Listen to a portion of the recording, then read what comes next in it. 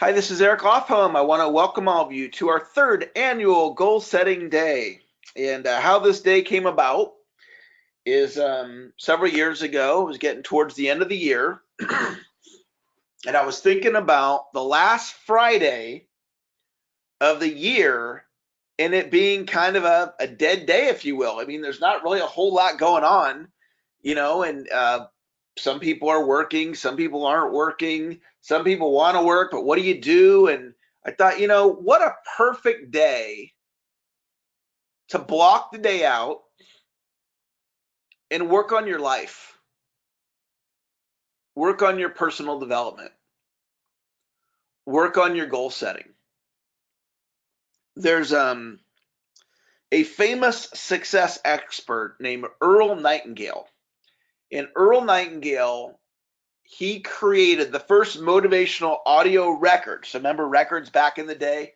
There was records, and then it was cassette tapes, and then it was CDs, and then it's digital downloads.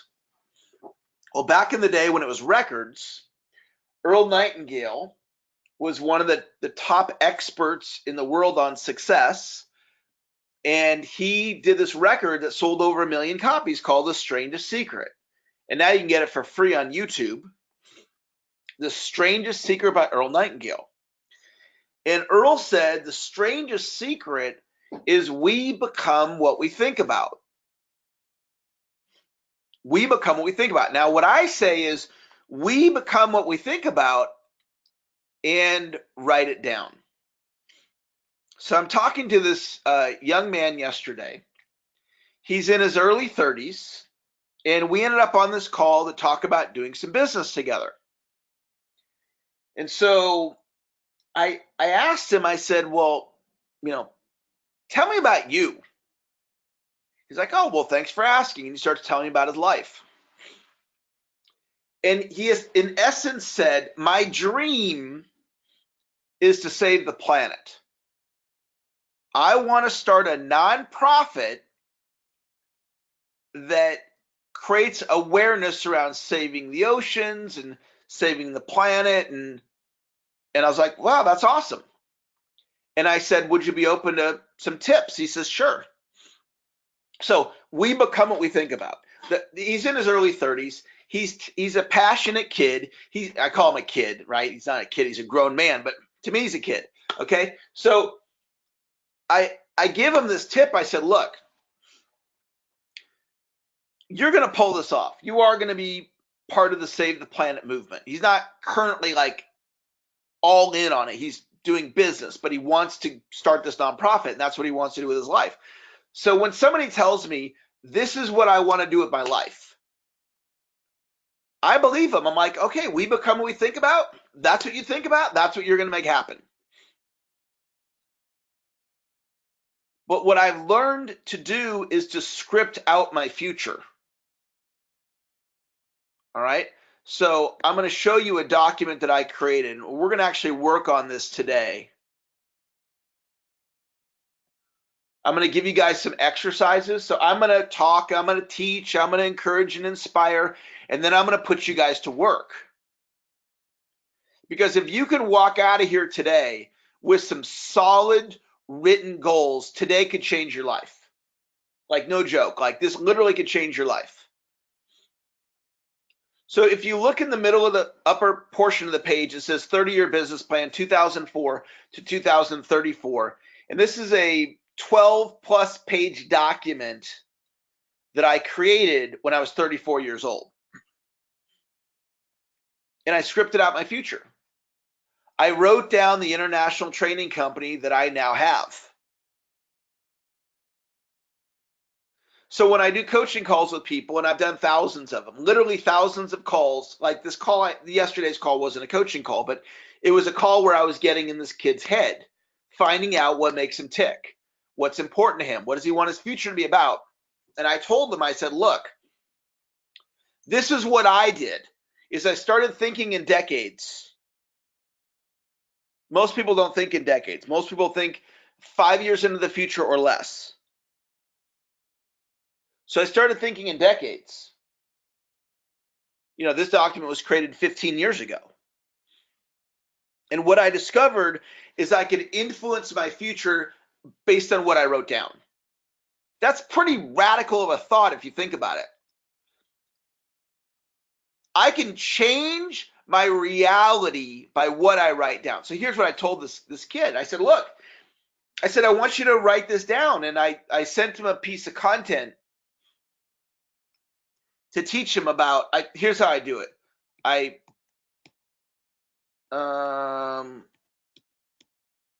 Okay, I got to find the document here, or find the slide. Give me just a second here.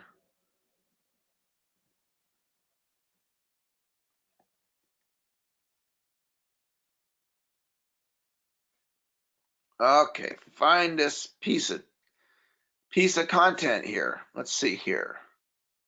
Close that one.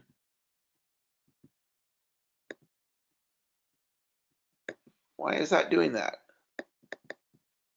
That is really strange. Okay, let me do it this way.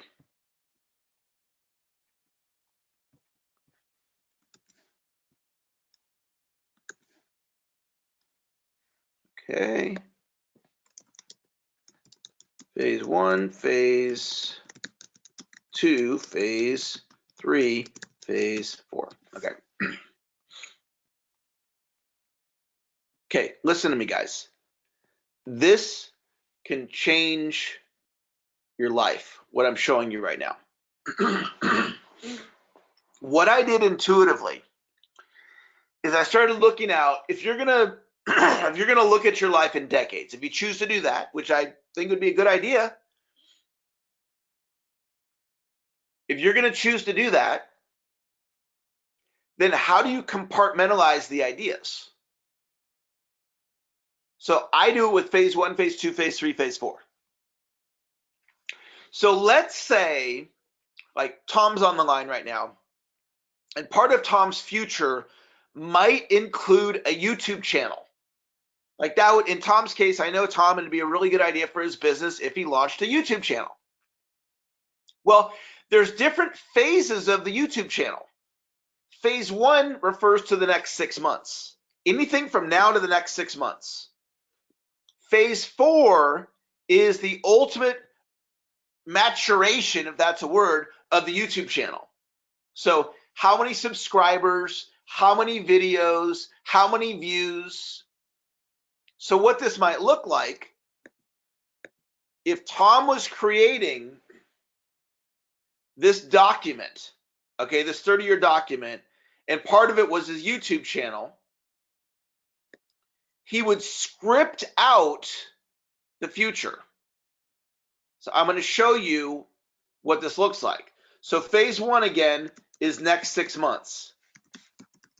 So now to the next 6 months. So that might go launch YouTube channel.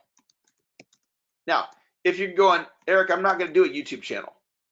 I'm not teaching you about YouTube channels. I'm teaching you about goal setting in 4 phases and thinking in multi-decades. Now, most people don't think like this just because no one's ever taught them to think like this. All right, so he's going to launch the YouTube channel. Then he wants to get 10 subscribers. And then he wants to get 300 views and publish 4 videos.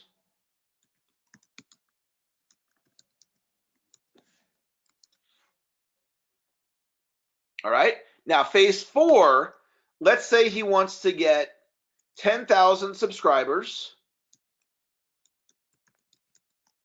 and he wants to publish 500 videos and he wants to get 1 million views. And let's say phase 4 takes us out 15 years. Okay, so he doesn't have to go publish 500 videos the next 6 months. That's over 15 years. Phase 2, let's say he wants to get to 500 subscribers and he wants to get to 6,000 views and he wants to publish a total of 30 videos. Okay, in phase 3, he wants to go to 5,000 subscribers. He wants to have 100,000 views and publish a total of 300 videos. So that's the concept. So what you're seeing here is essentially what I did in this document. Okay, so here is the fundamental question. If you were Tom, phase 1, it's not next 60 months, it's next 6 months. Let me fix that. 6 months. Okay, perfect. Now, here is the fundamental question. See if you guys are tracking with me. If you were Tom and you wrote this down, would this increase the likelihood that you would pull these results into reality? So I want you to hit the hand raise button in the webinar if you believe, if you were Tom, that this would actually influence your results in reality. Hit the hand raise button if you believe that. Allison says yes. Caroline says yes. Chris says yes. Julie says yes. LaDonna, Meg, Stefan, Tom, William, Wilma, Blanca, Chris, Deanna, Elizabeth, Gary Wayne. Okay, so Terry, this is the big idea, guys. This is the big idea. I'm teaching you how to do this. I'm showing you how to do this. This is a game changer. We become what we think about, and then you write it down, and then you do it in multi-decades, and then you break it up into phases. And this is an absolute game changer. Now, what this will also do, if you were Tom here, and I said, you know, how many, he hasn't done this yet. So imagine I haven't taught him this yet. And I go, how many views do you want to get in your YouTube views? He goes, I want to get 1 million views. And I'm like, great. Have you thought it through on how you're going to do that? Tom goes, I have no idea. Versus what I'm showing you here, I'm like, Tom, can you see the 1 million views more clearly now? And he goes, yes. Now, if Tom can see the views more clearly, does that raise his belief in himself, yes or yes? Of course it does. Now, if it raises his belief, does that increase his likelihood of taking action? And the answer is yes. So when I created my 30-year document, I'm like, it's a given. I'm going to build an international training company. So my belief was unstoppable. There's nothing you can say to change my mind. I'm like, no, this is going to happen. And then I put my plan together, and then it happened. So when you get really clear, and here's the thing, like some of you are in network marketing. What you would do in network marketing, I'm just going to show you a quick concept of this. Okay? So if you're in network marketing, and let's say you're starting from scratch, you have nobody on your team. So you're like, okay, next 6 months, I'm going to get 1 person per month. So 6 people on my team. And those 6 are going to get 1 each. So over the next 6 months, I'm going to have 12 people on my team. And I'm like, okay, can you see that? Can you see 12 people? And you're like, yeah, I can see that. Okay, cool. So now phase 2, let's say this is 6 months to 2 years. All right. So now we map out, well, what does that look like? Well, I'm going to continue to get 1 person a month. So that'd be another 18. So I'd have 24 on my team. And then those 24, they're going to grow, and we're going to have a 100-person team in 2 years. Okay, that's in 2 years. Then phase 3, we're going to go 2 years to 5 years. All right, and so you're going to continue to bring in 1 person a month. So you're up to whatever the math is on that. You have 50 people, 50 personals. Okay, and then your team has grown to 500. All right, so then phase 4, we're going to take this thing out 20 years in the future. Okay, there's no exact science to these phases. It's just a concept. And you're like, well, shoot, I could see 100 personals and I could see a 5,000 person team. Okay, so what happens? You're in network marketing, and all of a sudden, you actually see a path to a 5,000 person team for the first time in your life. Instead of it just being some random like, oh, I'm gonna have a 5,000 person team. You go, well, how are you gonna do that? I have no clue. And then you actually break down the numbers, and you're like, I can see it now. I can see you can do this with your finances, getting out of debt. You're looking at your debt situation like, I'm 30,000 in debt. How am I going to get out of debt? But then you do it like this, and you come up with like a 6-year plan, and you're like, I can see getting out of debt in 6 years, and you see it for the first time. Or becoming a millionaire, or building your company, or writing a book. Okay, so I'm up to, right now, I'm up to Amazon author page. Okay, here's my Amazon page. Okay, I'm up to 15 books now. And I've got 3 books that I'm working on right now. So when it's all said and done, I'll probably publish 100. How? A multi-decade approach. So with goal setting, the further out the timeline, the more obviously you can accomplish. And it's simple. It's simple to look at your life in this way, but most people don't. And the reason that they don't is they've never had somebody like me teach them. It's not that it's hard. It's just a different way of thinking. So today, what I want to do is I want to give you like my best ideas that I know on goal setting, and then we're going to actually set goals. So I'm going to train you guys a little bit more, and then we're going to actually work on some goals, and we're going to do this all day long. I'm going to teach you cool stuff, and then I'm going to have you set goals. I'm going to teach you cool stuff, and I'm going to have you set goals. Now, I know that not all of you are planning on being here till 4, but I just invite you to consider it, okay? If you've got somewhere you have to be, I understand. Having said that, what could be more important than planning out your life? Seriously. What could possibly be more important than what we're doing right now, learning how to influence your future? Like with Tom, I just gave him a path with his YouTube channel. You think about how that applies to yourself, and all of a sudden you're like, wow, I have a whole new way of thinking. What could be more important than that? So if you have to go, I totally get it. I understand. Look, we all have, you got kids, or you got an appointment, or you got to do this, or you made a commitment to have lunch with somebody, or whatever. Having said that, though, you might look at those commitments and go, can I just do that tomorrow? Because today I want to invest in me. Okay. So this is this formula here. As I'm sure you all know, I do a lot of coaching, like thousands and thousands of one-on-one coaching sessions. And it sounds like an exaggeration, but I've been doing this for 20 years. So I love coaching. I love getting on the phone with people and getting in your head to learn what makes you tick and what's going on.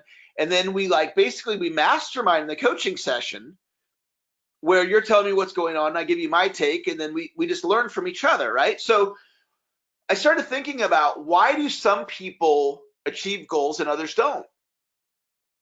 And I wanted to just put together a really simple formula. So this formula, you want to master this. It's not hard, that you want to master this. And it's idea, goal, plan, execute. So idea. In 2020, I want to make more money. Very common idea amongst people like yourself, people like me. Make more money. Awesome. So for a lot of people, that's as far as it gets. What do you want 2020 to look like? Well, I want to make more money. Awesome.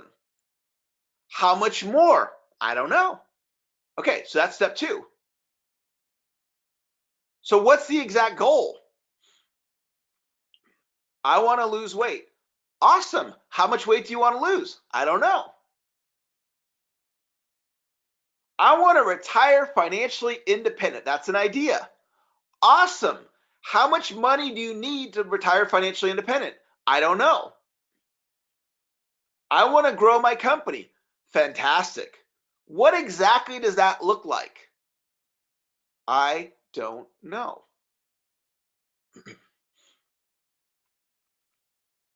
Okay, so we want to get really clear on exactly what you want. So idea, I want to make more money. Goal, I want to make $10,000 a month. The number one most common answer of entrepreneurs and business people, salespeople like yourself. It doesn't mean yours goal is that, but that's the most common answer people give. So the number's whatever it is for you. So idea, I want to acquire corporate accounts. I want to train sales teams.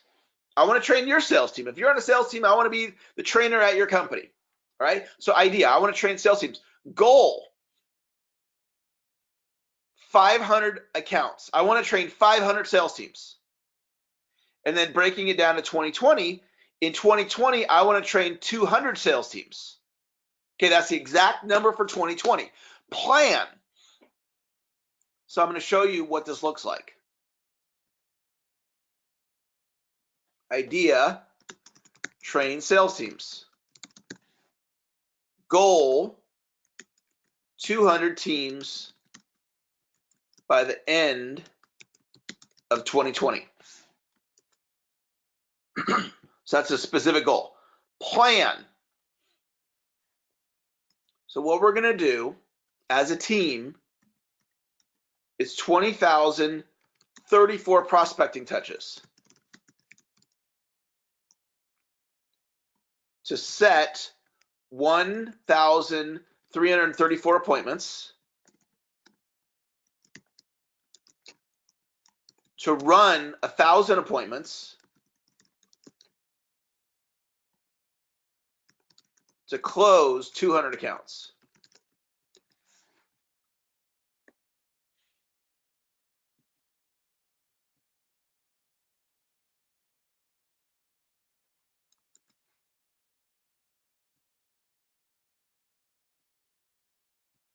So for my team, this is what I'm going to do with my team. I'm going to say to them, okay, team, here's what we're doing. We're going to get 200 accounts by the end of 2020. The way we're going to do it, as a team, we're going to reach out to 20,034 companies to set 1,334 appointments, to run 1,000 appointments to close 200 accounts. Number 4, it says 1, but it's number 4, execute. So team, let's go. Let's go. Let's go make this happen. And what I'm going to do is I'm going to motivate and inspire and encourage my team that we're going to go execute on this plan. And we are. And then at the end of the year, we'll get whatever results we get. Versus, I want to get company accounts. How many do you want? I don't know. How are you going to do it? I don't know. See, you can do this with any goal. This is like magic. It's not magic. It's the manifesting formula. Okay? You want to master this. This is pure gold. It looks simple. Success can be deceptive. Deceptive in the sense that you look at something and you go, how could this on the screen actually pull stuff into reality for me? Like, how could I actually make something happen with this? Because it is the execution of the formula. You know, if you watch your fingernails grow, if you look at your fingernails right now and watch them grow, look at them right now. Can you see them grow? You can't see them grow, can you? But they're growing. And you know they're growing because every once in a while you have to clip them. But what happens with the pursuit of success, the pursuit of goals, is a lot of times it's like watching your fingernails grow. So if we haven't taken the time to really lay out the plan, like becoming a millionaire, it's actually pretty simple. But most people have never said, like, idea, become a millionaire. Goal, to actually set a goal of becoming a millionaire by when. And then the plan, how are you going to actually do that? And then execute. But see, most people don't do that. They just think, oh, I want to make money. I want to get ahead financially. I want to retire financially free. There's no plan. There's no thought to it. It's just this idea. And when we make ideas into goals and goals into plans, and then we commit to executing, and all of a sudden, not only is it possible, it's predictable. It's a pretty radical thought. It's predictable. So that's the conversation today. So I'm going to briefly go through this. Most of you on the line are clients of mine. Not everybody is. You guys know I'm a former cook at McDonald's. I was a college dropout. I ended up going into commission sales. I was the bottom producer at this company. And I went from the bottom producer to the top producer within 60 days because of this gentleman here, Dr. Donald Moyne. And I received professional coaching. Dr. Moyne taught me how to produce a sales result because I didn't know how to do it. And so what I've done is I've went out and I've found people that can show me how to do things that I did not know how to do. I then went and worked for Tony Robbins, who of course is one of the top success experts in the history of the world. And so Tony's learned, how do you get an idea, think a thought, set a goal, create a plan, and execute on the plan. I mean, that's really what Tony Robbins teaches. And it's not just Tony, it's Brian Tracy, it's Zig Ziglar when he was alive, it's John Assaraf, that's Les Brown. It's the science of personal achievement. Keyword science, the science of personal achievement.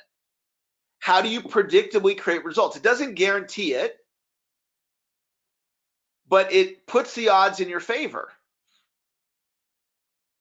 to accomplish what it is that you want to accomplish. So using these principles, I was then able to, like, this is me team teaching with Tom Hopkins. He wrote How to Master the Art of Selling. Tom is he's like Michael Jordan of sales training. He's one of the all-time greats.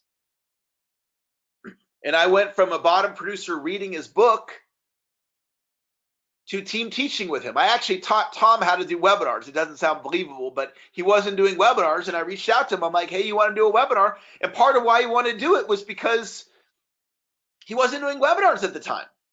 That's kind of cool to like teach Tom Hopkins how to do a webinar. Okay, but I had to acquire the skill to be able to approach Tom in the first place and present a joint venture.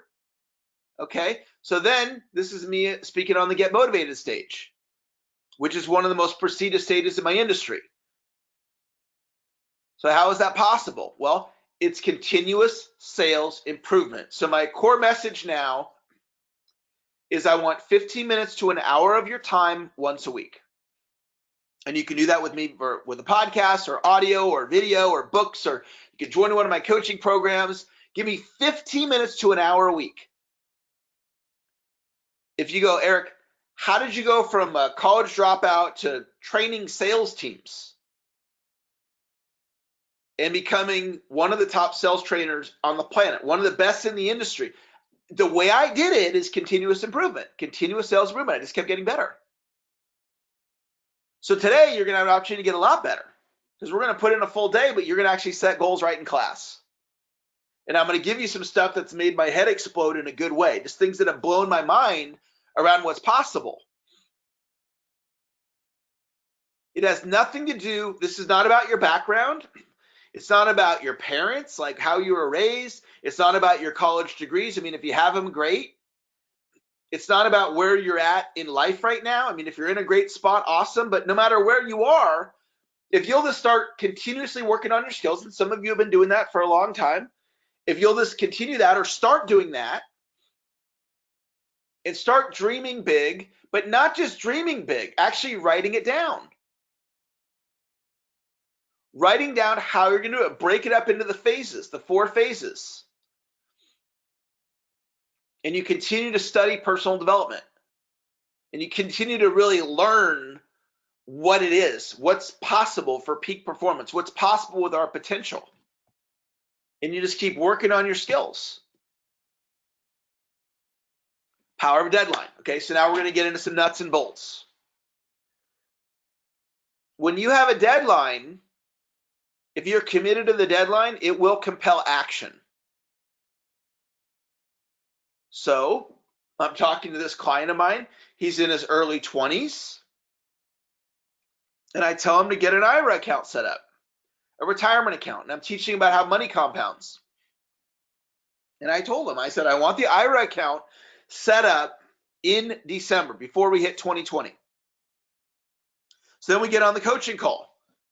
Did you get your IRA account set up? He goes, no, I didn't. I said, okay, well, I told you to do it. Why didn't you do it? He says, well, I talked it over with my wife, and we decided that we're going to use the money we were going to use for the IRA to pay down debt. And I said, listen, I just told you to get the account set up. Put 20 bucks in there. If you're wanting to allocate these funds somewhere else, that's cool. I want the bucket set up. Okay, so I want to tell you something I learned about money. If you want more money to come in your life, you want to set buckets up to put the money in. So you could get a bank account to put the money in. You could get an IRA account or a 401k. You could open up a stock account.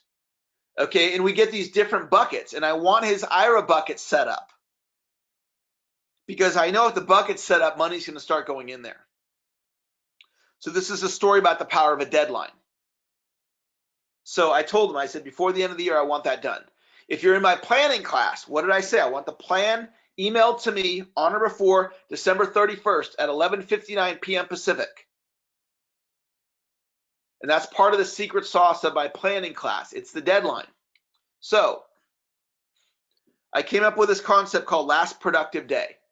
I'm not saying it's my idea. It's just my interpretation of it. I call it last productive day.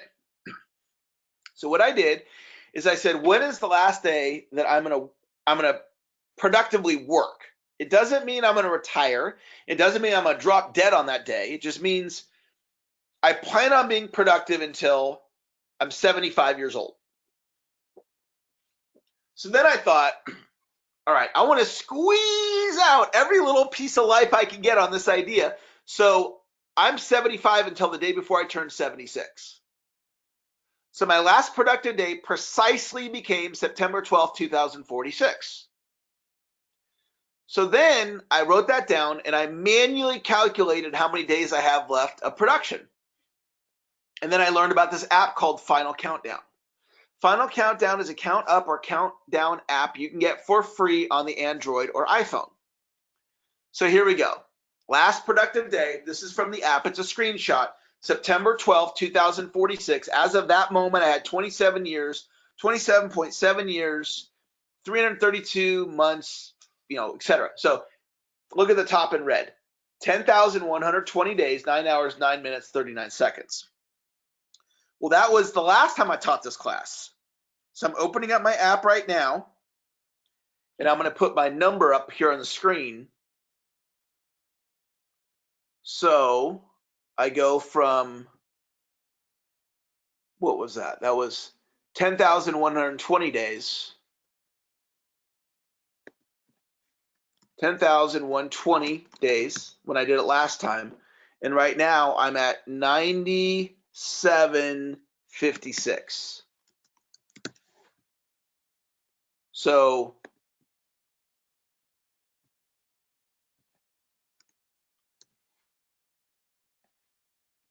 when I took that screenshot, that was a year ago.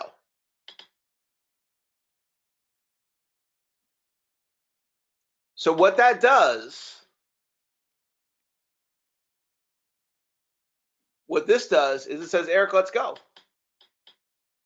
Let's go. There's a deadline, Eric, on your life that's called September 12, 2046 as far as production. Now, can I work at 77 and 70? Shoot, I might work till 100. Even if I put 100 into this calculation, it's still a fixed number. So I wake up every day with urgency in my life to go out and make my goals and dreams happen. I have no issue with motivation because I look at life in a certain way that requires that I take action every day. And I squeeze out opportunity in life. Whereas if I didn't do this, wouldn't have the urgency. Now, does that mean you need to do this? No. Some people look at this and they're like, well, I don't like that. Some people are this creates a repelling energy for some people. Take the best and leave the rest. Okay, whatever resonates with you, embrace that. And what if you're like, I don't like that? I was talking to this one guy, multi-million. He's way more financially successful than I am. He doesn't even have to work anymore if he doesn't want to. And I was teaching him this. And he goes, I would never do that. I'm like, cool. Different strokes for different folks. He has a different worldview. So I'm not saying my way is right. I'm just telling you this motivates me to realize that the clock is ticking. And whether you acknowledge it or not, the clock is ticking on all of us.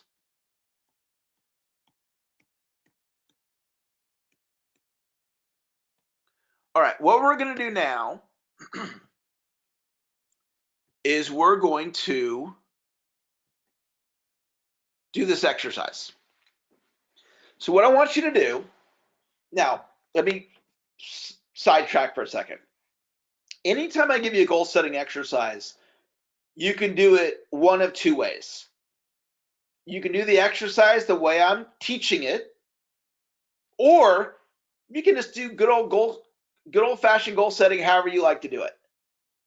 So I'm advising you right now to work on a multi-decade plan. But if you're like, you know what, Eric, I'd rather just set goals for 2020. Cool. Eric, I'd rather just set goals for my income next year. I'd rather set health goals. I'd rather just do regular goal setting. I'd rather work. Whatever is going to help you do, when I give you this time for the exercise, do that.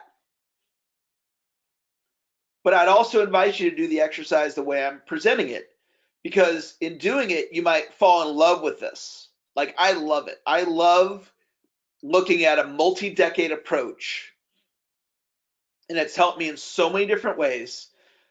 And right now you're hearing me talk about it, light bulbs going on in your brain and you're having these epiphanies, but it's it's a different level of understanding when you do it.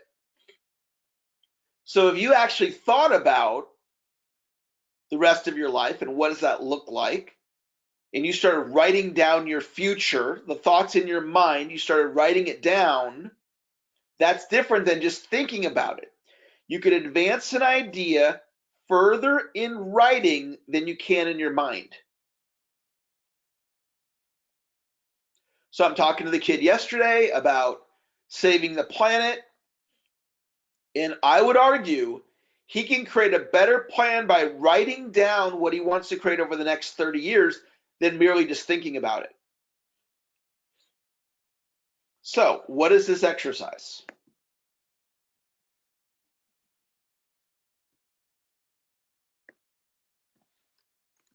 Create a multi-decade plan. Now, if you're like, Eric, I'm not gonna, I'm retiring before then. Okay, great. You got 5 years left, create a 5-year plan.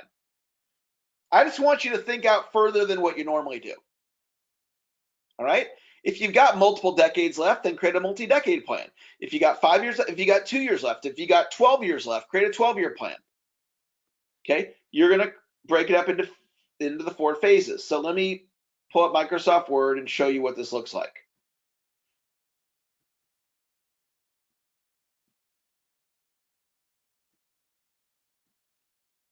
Okay, so phase 1, phase 2, phase 3, phase 4.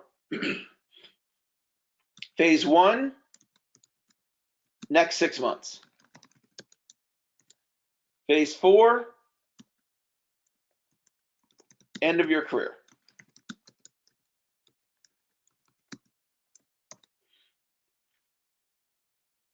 So you're like, okay, I want to build an email list. So in phase 1, let's say you don't have an email list. Research software.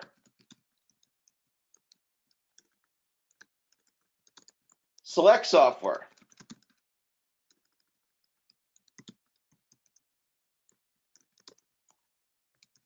Get 20 emails into my list.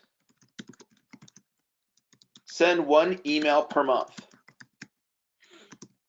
Okay, so then you would extend that into phase 2, phase 3, phase 4. Okay, you can do this with joint venture partners. You can do this with number of clients. You can do this with your staff. How many staff do I have now? Or maybe you don't have staff, but you want to get staff.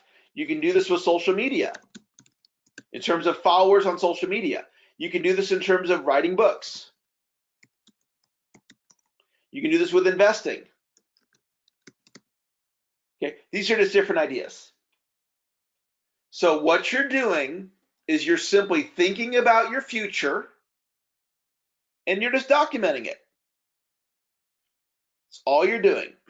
You're thinking about your future and you're documenting it. And this right here, these 4 phases, this is what I did here. Created this 30-year document. All right? There's no wrong way to do this. There's no wrong way. We're just practicing, we're just learning, and we're capturing our future down in writing. So I'm going to give you have, okay, exercise. Write down what you want to accomplish in the future. Consider a multi-decade approach.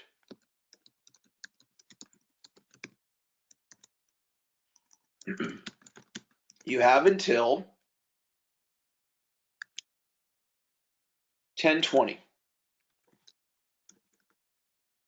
Okay, now, having said all this, there's no wrong way to do this. For many of you, this is a new way of thinking. Okay, so just do your best. You can do this for just general goal setting, or you can do the exercise the way I'm presenting it. So all I want you to do is just do your best. Now, before we go any further, there's 39 of you on the live webinar. I want to acknowledge you for being here and investing this time in yourself. We're going to have a great day. I'm going to teach you all my best ideas on goal setting today. And I'm going to expand your thinking, and I'm confident you're going to have at least one major breakthrough idea. All right? So we'll see you guys back here at 10:20 after you do the exercise. They'll add up over time. For example, I'm going to pull up on the screen here my podcast. This is my podcast, and it tracks the numbers of the people that have hit the play button on, it's called Podbean. It doesn't track my YouTube views because I repurposed it on YouTube, and it doesn't track iTunes.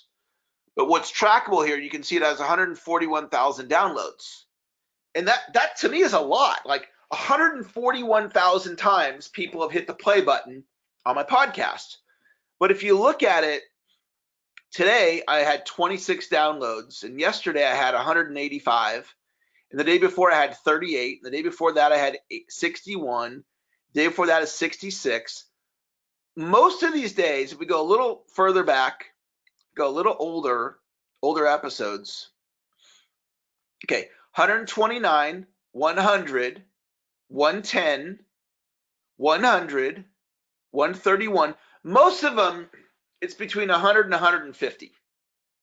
So that means any one episode is being listened to 100 to 150 times, not counting YouTube and iTunes. Just to keep it real simple, 100 to 150, which is not a whole lot of listens for an individual podcast. But it all adds up to 141,000. There'll be a day that I'll hit 1 million downloads. If I just keep it up, tortoise in the hare, slow and steady wins the race. If you said to me, Eric, are you going to hit 1 million downloads one day? I'm going to be like, yep, I'm going to do it. Because the numbers say I'm going to do it. And even if you're not a math person, if you'll fall in love with the logic of the numbers, so much of business comes down to math. It's not all math, but like I think it was Caroline that said, write a book a year. Well, over 23 years, she'll have 23 books. Caroline, you would become one of the most published authors in the history of the world. Caroline has a path to become one of the most published authors in the history of the world. Let's say you're a real estate agent. The industry doesn't matter, but we'll just use real estate to keep it real simple. All right. So you're a realtor and you're going to do one article per week on LinkedIn. You're going to publish an article a week. And you're going to do one Facebook Live. It might be when you're doing an open house. Maybe you're at an industry event like an association meeting. You're going to do one Facebook Live per week. You're going to do one video per week. You're going to write one book. And that's going to be your year of publishing content for 2020. Well, at the end of a year, that is 52 articles. That's 52 Facebook Lives. That's 52 videos and one book. That is 157 pieces of content. Over 10 years, if you kept up this pace, that'd be 1,570 pieces of content, which would likely make you the most published real estate agent in your community. So one Facebook Live, that's easy. Article a week, that's about 30 minutes of effort. Video a week, you know, whatever time it takes to do that. Writing one book would be the larger project here. But this is a path to 1,570 pieces of content. But see, most people don't think like that. You could become the most published fill in the blank, most published car salesperson, most published insurance professional, most published network marketer, you can be the most published network marketer in your company. Jim Rohn was famous for saying, it's easy to eat an apple a day, and it's easy to not eat an apple a day. It's easy to do a Facebook Live. It's easy to not do a Facebook Live each week. And what happens is this stuff all adds up. So in my business, I do a podcast today, 5 days a week. All right. So then you hop on over to my YouTube channel. And what we do on YouTube is we take that piece of content, these sales tips for smart people, those are my podcasts. Okay. So go all those podcasts, and then I chip away and I add these videos. I just keep adding videos. So now I've got a YouTube channel. Over years, I've built up, I have 3,000 subscribers.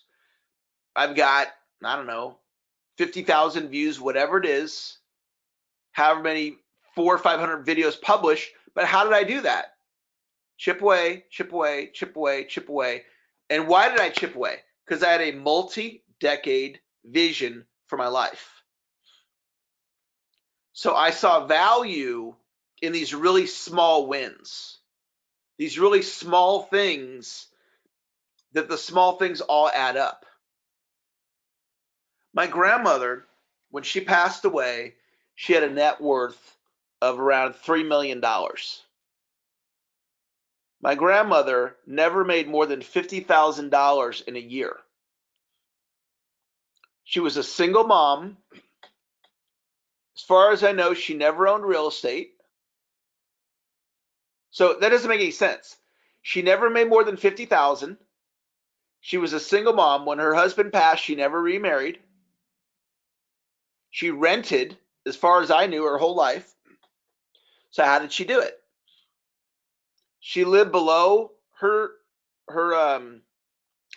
cost of living was below what she made, and she took her excess money and she invested it in the stock market.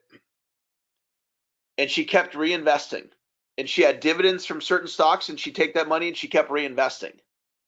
And the money grew and grew and grew, and she was worth $3 million when she passed. never made more than $50,000 a year because she had a long-term view.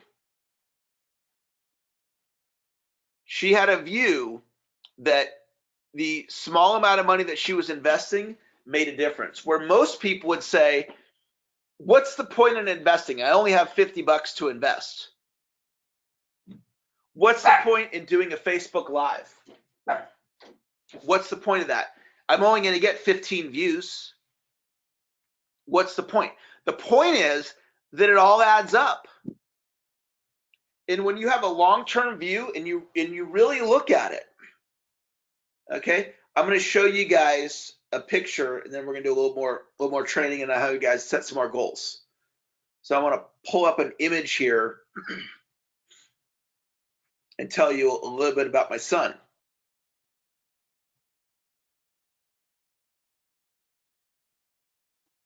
So let me just find it here.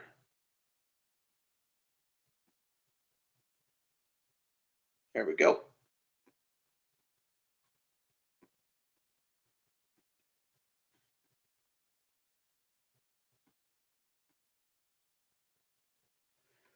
So this is my son at age 8 or 9. And of course, he's dribbling a basketball out in the driveway. And I was teaching him to do this. He didn't do this on his own. I was teaching him to do this. And this is my son at age 14. And we just never stopped. And he kept dribbling. But he would dribble for like 10 minutes. So if you think about it logically, all right, if I dribble a basketball for 10 minutes, how much better can I get in 10 minutes? Very little. It's so small, it's like watching your fingernails grow. So what's the point? Well, the point is, if you do it 10 minutes a day after day, week after week, year after year, then you could master dribbling. And I was grooming him to get a college scholarship in basketball. And after his sophomore year, he decided he didn't want to play anymore. So my son doesn't play organized basketball, which is fine because it's his life. I'm not the kind of dad that says, you know, you got to live my life. It's his life. He gets to choose. But if he had stuck with it, he probably would have got a scholarship. So this is my life as a sales trainer. I'm 49. I have an elite sales skill set as far as teaching, but I'm never going to stop. I'm going to keep doing podcasts. I'm going to keep doing speeches. I'm going to keep doing coaching calls with an aspiration of becoming the best in the history of the world at what it is that I do. And whether I ever get to the best of the best is a different conversation. I predictably get better because I keep working at it, and I value every coaching session that I do, every sales presentation that I do, every book that I write. Like right now, as I'm talking to you guys, I'm getting better. I'm getting a little bit better. It's so small I can't see it. I'm getting a little bit better. And really what my life is dedicated to is selling people like you on this idea. Because if you'll keep getting better, like this goal setting class, a year from today, last Friday of 2021 or 2020, where am I going to be? I'm going to be right here doing this. So what if you did this annual goal setting class with me every last Friday of the next 10 years? What would happen to your goal setting skills? Okay, let me show you how to really get better at your goal setting. I'm going to send you guys a class that I used to sell this. Okay, I'm going to give it to you guys for free. I'm going to teach you something pretty cool here. So this right here, this is a course.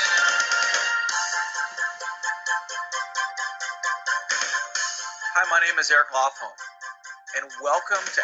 This is a professional course on goal setting. It's kind of like what we're doing today, except it's in audio format, different content. It's not the exact same as today. I'm going to send this to you in the webinar chat. I just sent it to you. There's the link.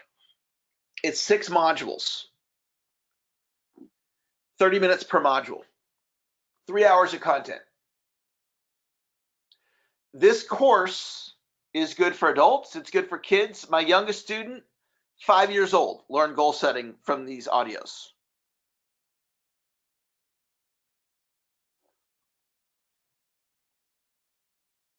So if you go through these audios, what will predictably happen to your goal setting skills? They'll go up. If you show up for this class every year for the rest of your career, what will happen to your goal setting skills? They'll go up. If you run with me for 15 minutes to an hour a week, every week for the rest of your life, what will happen to your skills? They'll go up,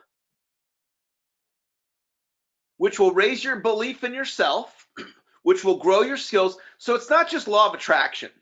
It's not just I think the thought, I want the new house, I get the new house. Like, I love law of attraction, but it's more than that. It's tortoise and the hare. Slow and steady wins the race. It's valuing these really small improvements. Okay, I'll give you one other concept.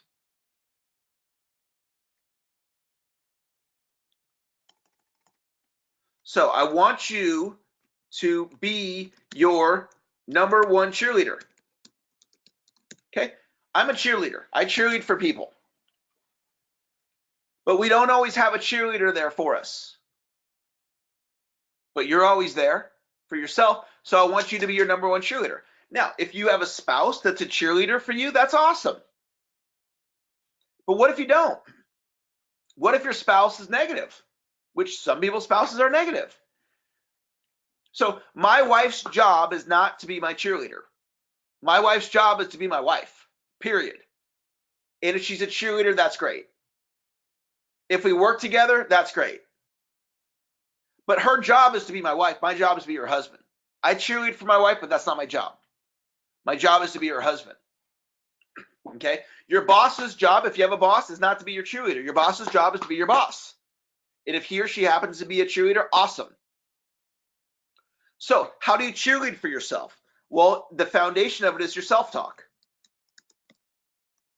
So I want you to start analyzing your self-talk. And a lot of people, what they do is they have negative self-talk. Many people are their harshest critic.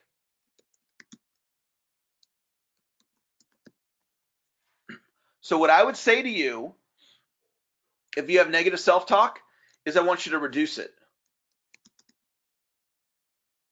If you are harsh on yourself, I want you to reduce it. Now, let's say you swear at yourself.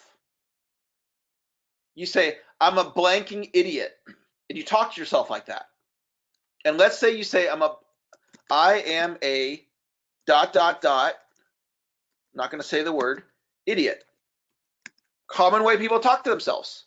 And you say that 10 times a day. What I would say is you reduce it by 1 time a day. So instead of 10 times telling yourself that, you only say it 9 times. You know what most people tell you? They go, what difference does that make? I'm still calling myself a blanking idiot 9 times a day. Okay, so it's not 10. Who cares? I care. I care because that makes a difference. That one last time, and you start paying attention to these little nuances, okay? Because these little nuances, it all adds up. And you start being more encouraging to yourself. You start telling yourself you're a winner. You start telling yourself, I have greatness inside of me. You start telling yourself there are aspects of me that are genius. You start acknowledging all the positive that you're doing. The more you reduce the negative self-talk, the more you increase the positive self-talk, the bigger cheerleader you are, the more you're going to be confident. The more self-esteem you're going to have. Guys, this is how I went from a former cook at McDonald's. Okay, when you work at McDonald's and you're a college dropout, you have low self-esteem. At least I did. When I was a bottom producer for an entire year, I felt horrible about myself. I remember the first girl I ever asked out, I asked her out to this dance, the 8th grade graduation dance. And she said yes, and it was one of the peak experiences of my life. I was so happy I skipped all the way home. I can remember it like it was yesterday. That was on a Friday.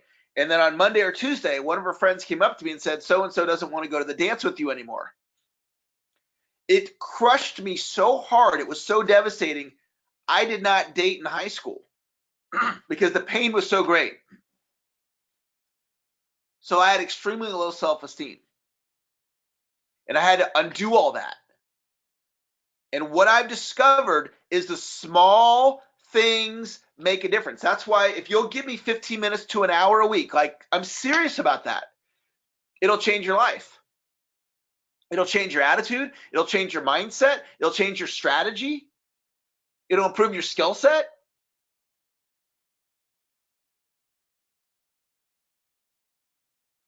All right, so I want to teach you guys my 10-step goal setting process. Let me find it here. There we go. I'm going to send this in the webinar chat. You can also take a screenshot if you want. Let's see here. There we go. Just send it to you guys. And let me pull it up on the screen here.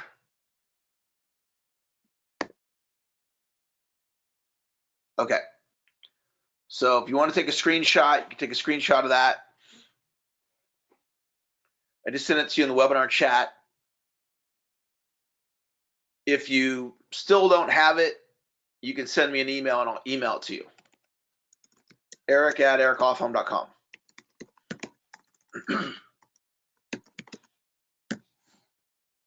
Okay, if you need this document, you can email me and I'll send it to you.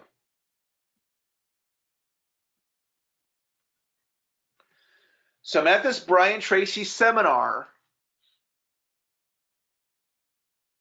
over 2 decades ago. And Brian says, what is goal setting? Person raises their hand. Brian calls them. They say it's a dream with a deadline. Brian is like, all right, what is goal setting? Someone else raised their hand. It's writing down what you want to create in your future. People are giving these answers. This goes on for a bit. 1,000 people in the room. Brian Tracy finally says, you're all wrong. It's not what it is. There's the correct email. I forgot an M at the end. Eric@ericlofholm.com. He says, you're all wrong. That's not what goal setting is. He said the answer is goal setting is a process. And he taught a 7-step goal setting process that day. That to me was an epiphany.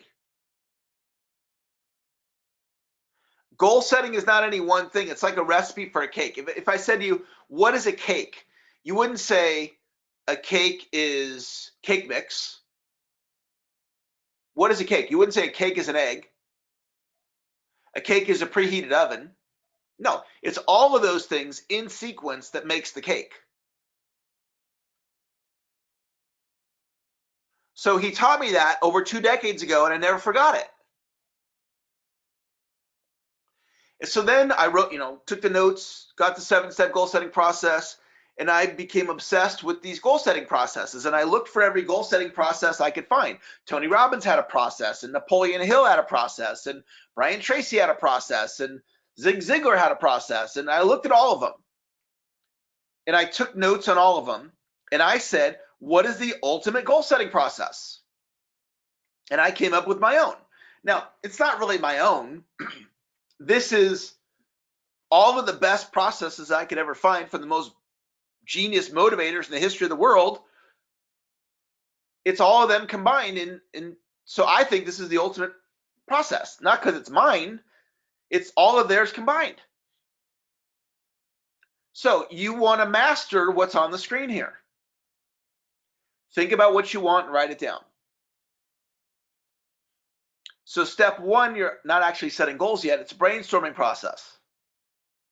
Step 2, decide exactly what you want and write it down. So in step 2, you're actually setting goals. Step 3, look at your goal and make sure it's measurable. So I want to make more money is not measurable. I mean, I guess it is. Here's a penny. Here's a penny. You achieved your goal. Well, that's not what I wanted. Okay, so more of something, better at something, those are more concepts versus actual goals.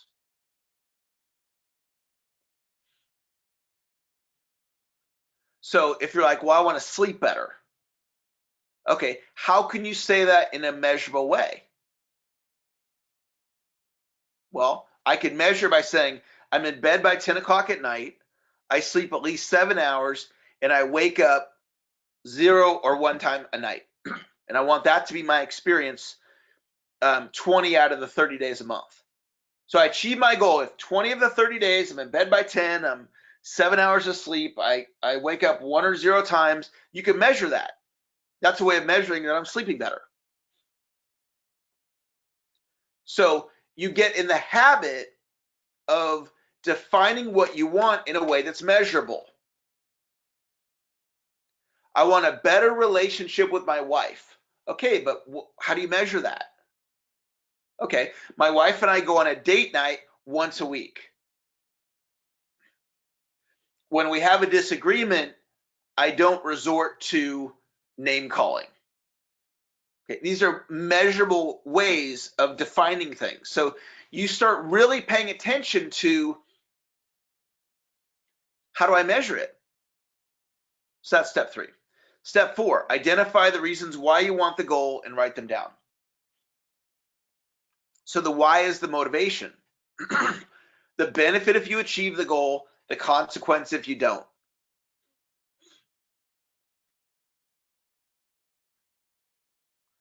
So you write down, what will it mean to me if I publish 157 pieces of content in 2020? Why do I want that? Well, every piece of content creates leverage for me. I'll become the most published expert in my industry. It'll bring me more business. Well, what will cost me if I don't do it? And so you write all that down. And you're looking for things to like lock into your brain to click for you and go, I want that. I want that result. Okay, number 5, decide on the exact date you want to accomplish your goal and write it down. So this is harnessing the power of a deadline, which we covered earlier. So you can always change the date, but once you have the date, now it's real. 6, make a list of action steps that you need to accomplish your goal and write them down. So you write down all things you need to do. 7, create a plan from your list of action steps and write it down. So the difference between 6 and 7, 6 is listing the action steps, 7 is putting them in order. 6, you list the action steps, 7 is you put them in order. Number 8 is take action. Number 9, do something every day. Number 10, view, visualize, and speak your goals daily. So you take any goal, fitness goal, relationship goal, financial goal, spiritual goal, business growth goal, lead generation goal, social media following goal, writing a book goal, investing goal, pay down debt goal. You apply this methodology, you'll get more accomplishment. You'll achieve more goals. So this is the methodology from a combination of Tony Robbins, Zig Ziglar, Brian Tracy, Napoleon Hill, myself, and anybody else I could find. So the old, if you give a man a fish, he can eat for the day. If you teach him how to fish, he can eat for the rest of his life. So there's 7 written steps. So what I want you to do is I'm going to give you guys a goal setting exercise here. And I'm going to have this on the screen here. There we go. So let me actually write the exercise.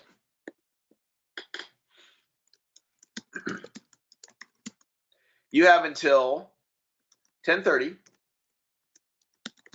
to take one or more goals through the 10-step goal setting process, which is, for today, it's really 7 steps, because 7 steps are written, the other 3 are not. Okay, so that's the exercise.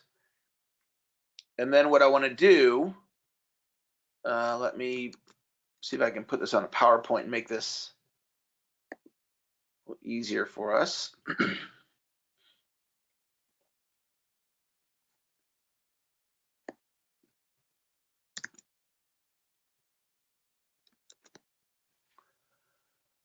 Okay, color, bold, and shrink it down.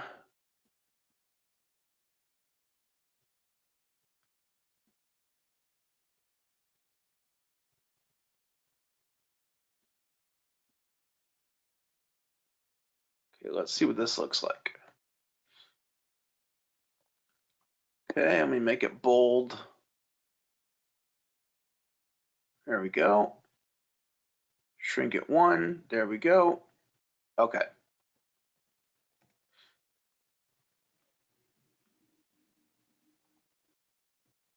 All right. So here's your exercise. You've got 30 minutes, and I want you to take what I taught you, select the goal, take it through the 10-step process, and 7 of the steps are written. If you finish one goal, do another goal. If you finish that, do another one. If you finish that, do another one. Do as many as you can with the goal of at least 1. Try to get at least 1 done. And then we're going to come back. It says 10:30. Let me fix that because I got the wrong time. Obviously, it's past 10:30. So 11:30.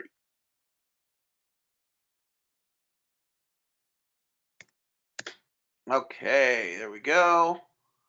Unpause that. Fix that. There we go. Okay, so you got your assignment. Take what you learned, and what you're doing, this is experiential learning. You're learning how to set professional goals. And then, this is professional goal setting training. Then teach this to your kids or your coworkers or your spouse or your whoever. Okay, I'll see you back here at 11:30 in 31 minutes.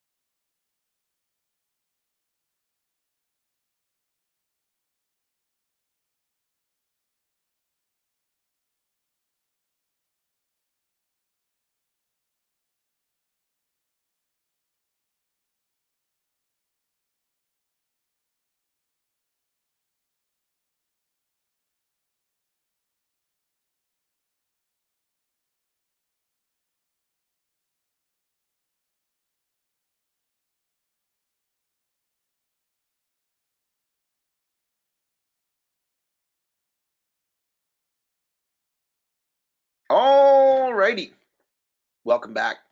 Hey, great job on investing that time in yourself to work on applying the 10-step goal setting process to your goal setting. Before we go any further, I do want to acknowledge you for being here. We have 48 of you on the live class today, which is absolutely fantastic. I'm thrilled for you and for what you're learning and how this is going to help you in your life. I've got two tremendous golden nuggets to share with you guys in just a little bit. Two goal setting concepts that I use to this day. I've used one of them for 2 decades. Huge ideas that I'm so excited to share with you. But before we do that, I want to give you an opportunity to share, how that exercise was for you. So type it into the question feature or hit the hand raise button if you'd like me to unmute you. And I'd love to know, what did you get from the 10-step goal setting process? Did it help just simplify things? Did you, take a goal through the process and find it was easy? Are you inspired by it? Was it helpful? Is there something you realized that you didn't know before? What did you get from the exercise? Type it into the question feature. Were you able to take a goal all the way through the process, the written process? Did you take 3 goals through? Are you excited about it? What was the realization? You just did this exercise, so something happened. What did you get out of the exercise? Or if you want me to unmute you, hit the hand raise button and I'll unmute you. I'll put you on live with me. So type into the question feature, what did you get from the exercise? Or hit the hand raise button and I'll unmute you and I'll give you the opportunity to share. All right, so let's see if anybody would like to share today. Caroline says that she has a new goal, which is to master goal setting. So here's what I would say to that, Caroline. First of all, that's fantastic because goal setting, the skill set of goal setting is a learned skill. Anybody can learn it, and you're learning today. And then I sent you guys my course, and then you can just find the different books out there on it. Find the different YouTube videos. Learn from all kinds of different people. John Astro's going to have a take on it, and Brian Tracy's going to have a different take. I'm going to have a different take. Then the other piece that I would say is the goal of mastering something is really more of like a concept. It's like an intention. So then you might define, well, what would it mean to master it? Maybe you create your own goal setting course. Maybe that's your definition. Or maybe it's being able to, you teach goal setting to 5 other people as an evidence for you of mastering it. So we get in the habit of taking these goals and looking at ways that we can measure that we actually achieved it. So awesome job. Allison is asking if step 8 means documenting our activities daily. So let me go back and look at step 8. So I've got it in front of me. Okay, so step 8, take action. In one way, it's kind of an obvious thing, but somebody might have the goal that they want to hit a certain income target, which would require that they run a certain number of appointments, and they're not running the number of appointments that it takes. So action, in my view, is actually a skill set and can be learned. So what we're talking about in step 8 is you're going to put this plan together in step 7, and now it's to go out and execute on the plan.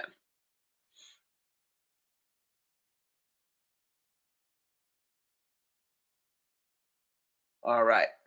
We have a lot of you that were mentioning my typo on the 11:30 versus 10:30. Okay. See if we have any hands up. Just hit the hand raise button in the webinar dashboard if you would like to share. Oh, cool. We got some hands up. Let me call on you, Meg. Okay, Meg, if you're there, if you can activate your microphone, there should be a button somewhere. There you go. You want to share it today? Yeah, so Meg, you've done it all perfectly.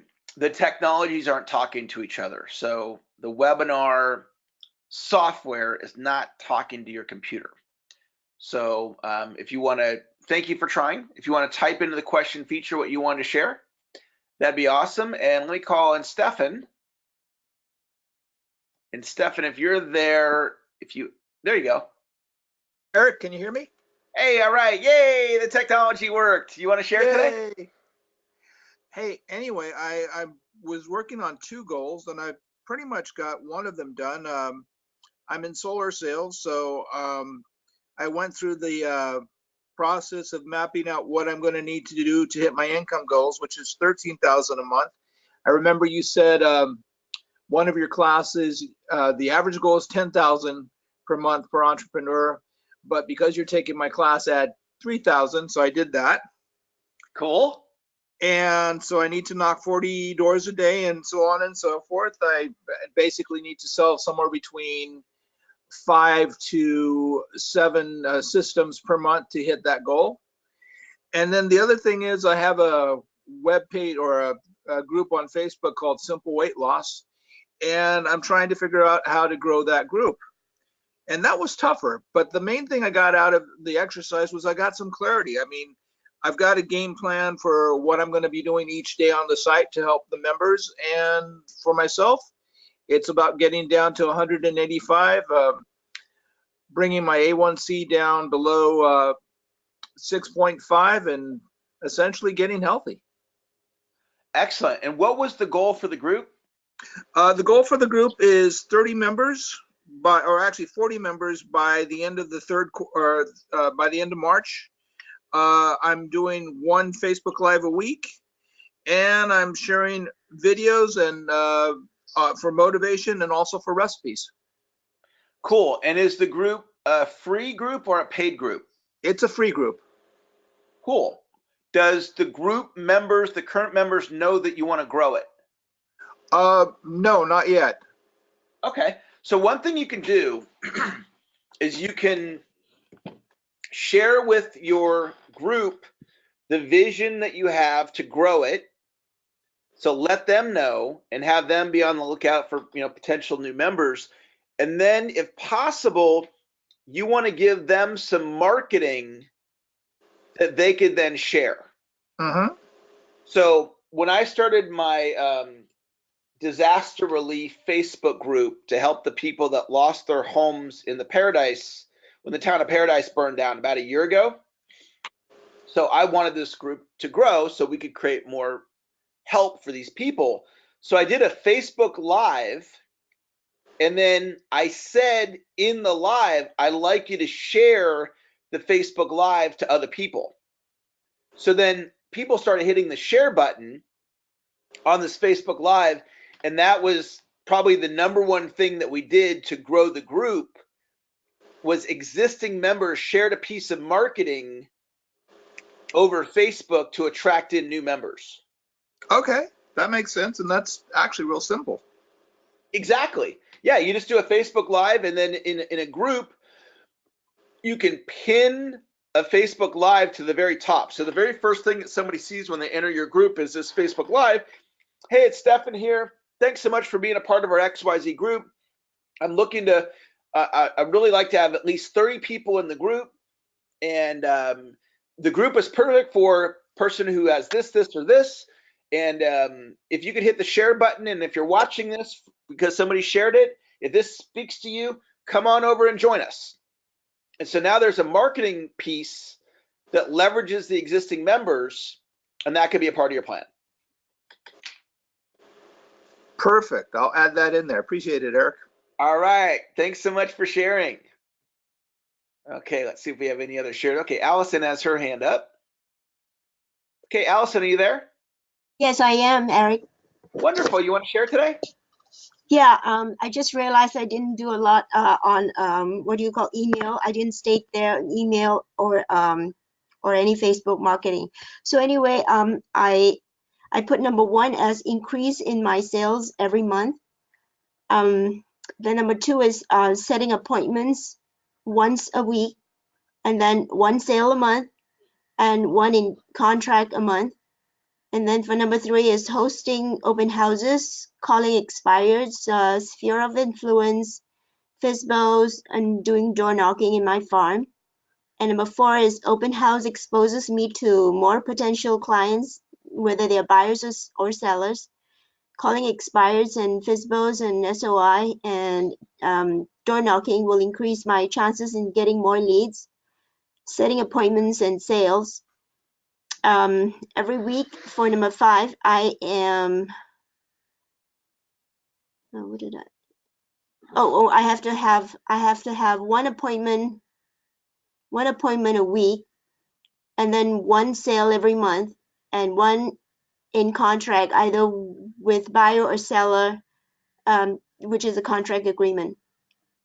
For number 6, calling other agents who might need help with open house, looking up MLS for expireds or internet for FISBOs, sign up with a paid company or agency to obtain expireds and FISBOs for phone numbers or contact emails. And then for number 7, block out chunks of time daily in calling leads. And this is going to be done from Monday through Fridays. And Monday will be door knocking my farm from 9 to 12. And Tuesdays, excuse me, calling expires from 9 to 12, or expires of FISBOs, and calling the same on Wednesday from 9 to 12. And Thursday would be door knocking my farm again, and Friday would be door knocking my farm again from 9 to 12. And then Mondays through Fridays in the afternoon from 2 to 4 will be my appointments with clients. And Saturday and Sunday would be open house. And then for number 8, I was thinking of documenting or tracking my activities. And for number 9, plan for my daily activities the night before. And number 10, I didn't do number 10.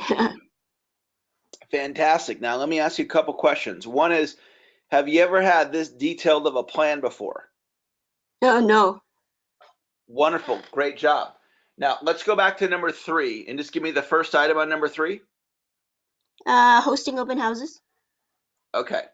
So what I would do, I really like what you said there, and I would just take it a step further, and I would come up with a number.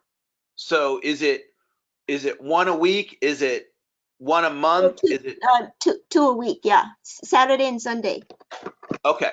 So that's cool. So you're clear on that. Great. Give me the next one.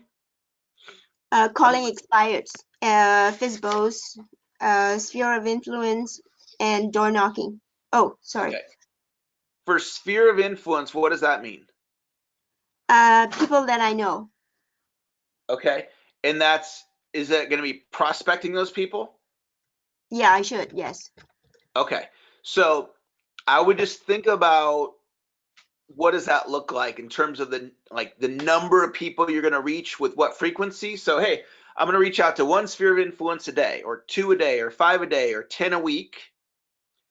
And then the other piece that I would add in is in your prospecting, what I heard was door knocking or phone calling.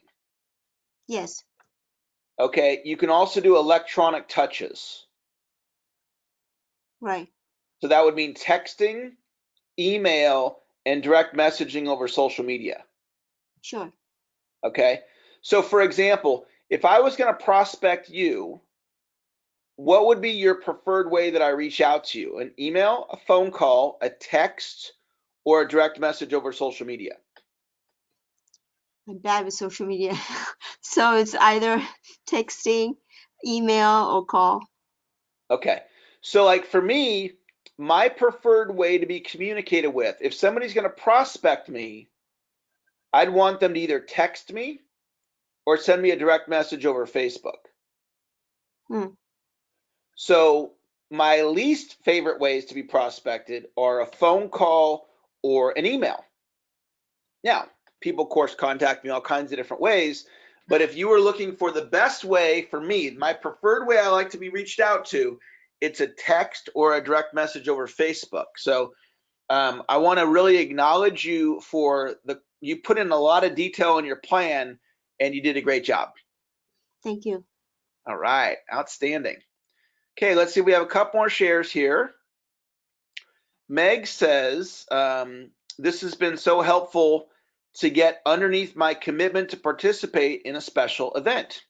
My goal is training for and completing in 14 and a half hours or less the Unity Ultra from Akara to Christchurch, New Zealand on March 21st, 2020, which is 51 miles for the 51 lives taken in the Al Noor Mosque shooting in Christchurch, New Zealand on March 15th. Starting and finishing healthy, raising $5,000 for the New Zealand Red Cross to further kindness and creating a ripple effect of love in the world. Running to unite around the world. Focus daily on nutrition, hydration, training from coaches, recovery, using my epigenetics to be thriving upon completion, 2 months, 21 hours to my goal. Fantastic. So Meg has this, it's a significant goal, guys. It's a 51 mile, it looks like it's a race or some type of training that she's doing. So it's 51 miles. So there's going to be a lot of training for that.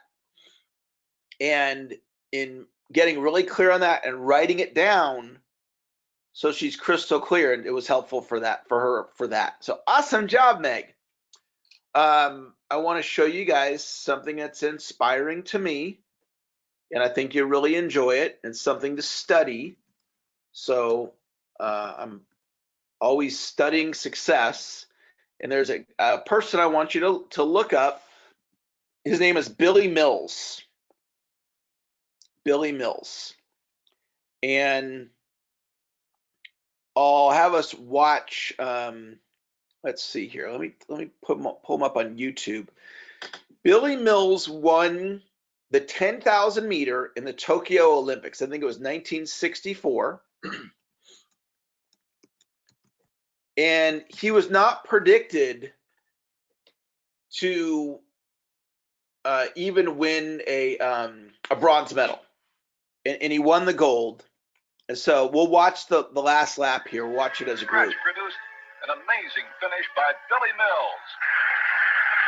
And here we go in the final lap for the gold medal in the 10,000 meters. And up front is Bill Mills. He's pressing Ron Clark, the world champion. Bill Mills of the United States, number 722, leading Ron Clark. And in third place right now is Mahout Kamudi of Tunis. A tremendous upset if Bill Mills can hang on. But Kamudi goes out ahead. It's Kamudi right now leading in the 10,000 meter. Ron Clark is third. Rather, Bill Mills is in third. Ron Clark is in second right now. This is the final lap for the 10,000 meters. The unheralded Mahout Kamudi of Tunis is putting on a tremendous sprint. He's out ahead of Ron Clark. Bill Mills, United States, is in third place. This will certainly be the fastest 10,000 meters ever run by an American. Here's Mills, who seems to be boxed in. Suddenly there's an opening, and here he comes. Here they come down the final lap. Ron Clark, that's Kamudi. They're going through the field. He's coming up. He's passing Kamudi. Look at Mills. Look at Mills. Look at Mills. Oh my God. Mills is coming on. It might be Bill Mills. What a tremendous surprise here. Bill Mills wins the 10,000 meters. So I'm going to send you guys this video. I'm not sure how good the quality was over the webinar. But Billy Mills, he applied goal setting to achieve this result. He won the gold medal, and he ran the race 25 seconds faster than he had ever run it. So it's 20. Let's see here. It's 25 laps around a 400 meter track, and he got that kick at the very end to blow by these other two runners. And he essentially did the 10-step goal setting process. He didn't call it that, but that's basically what he did. And he realized that he was going to have to run it that fast to win the gold medal. And to him, he broke it down and said, okay, if I'm going to run it 25 seconds faster, then I need to run it that much faster. Each lap, that much faster, that much faster. If I run the race 1 second faster per lap, then I can do it. He didn't look at it as 25 seconds. he looked at it as 1 second a lap. And it's fascinating. If you dig in and Google and you do a little bit of research, spend a couple of hours and really research what he did and how he did it, it was directly related to his plan, his visualization, his training, and the guy got to become an Olympic champion, and it changed his life. Now, we're not going to be Olympic champions, and I mean, unless you are, but likely you're not. I'm not. But we can win our own gold medal of life in our health, in our relationships, in our finances. So it was worth it to Billy Mills to really map this stuff out. All right, Nancy says, can you elaborate more on how to make sure a goal is measurable? All right, so it really comes down to a question. And the question is there a way for me to determine if I've achieved the goal? So I want to sleep better. How do you really measure that? It's kind of vague, right? I want to have more energy. I want to make more money. I want to be even more in love with my wife. How do you really measure that? Right? I want to become a better leader. Well, if you step back and go, well, how would I measure leadership? You could, if you had employees, you could poll all your employees and have them rate you on a scale of 1 to 10 in all these different categories. And that would give you a baseline of how your staff measured you. Come back in 6 months and have them retake the same test. See if your scores went up. It's a way to measure it. You could measure employee turnover. You could measure how employees rated their job satisfaction, scale 1 to 10. So you want to just think about, how do I measure this, or how could I measure it? And it's like a pivot in thinking. It's a thinking around clarity. So that's what that means. Karen says, I always get stuck on the action steps. Maybe because my goal is too broad. Do you have hints and tips on breaking down a goal to smaller pieces? So I'll show you guys something you can study.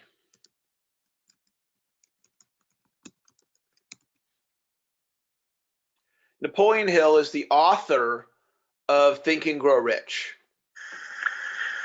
And this is him here. He has quite a few videos on YouTube. So I'm going to send this to you guys in the webinar chat. I just sent it to you. You can also just YouTube search Napoleon Hill Mastermind. So one of the super achiever techniques that you can do is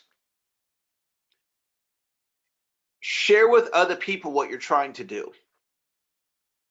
So if you came to me, for example, Karen, and you said, all right, here's what I'm trying to do, and I'm not really sure the action steps. Eric, what ideas do you have? And I might go, oh, well, just do this, this, and this. You're like, oh, those are all great. So you write them down, and now you built them into your plan. So I gave you the ideas, but now they're in your plan, just like they were your original ideas. So if you guys ever find yourself getting stuck anywhere,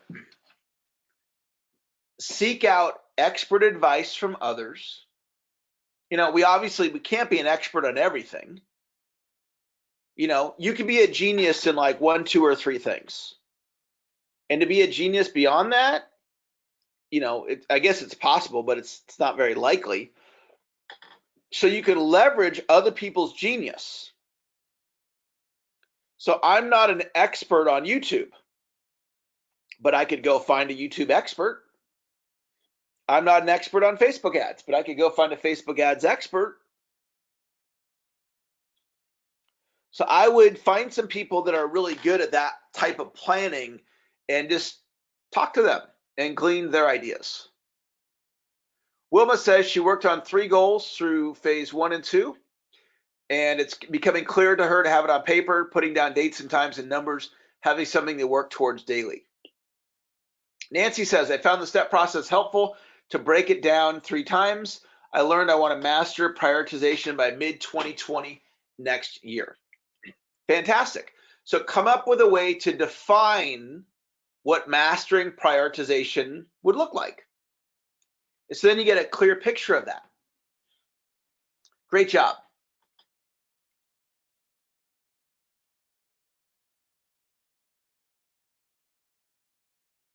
Chris says he's very much inspired, and he took his goal of home ownership in 2020, clarified it through the step-by-step actions. Chris, great job.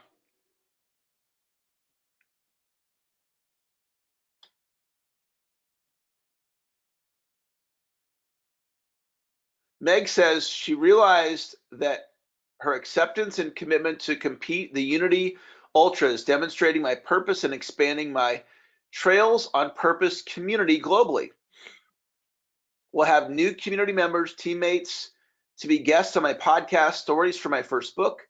Had not seen how they tied together until I went through the goal setting process. Fantastic, Meg. Wonderful.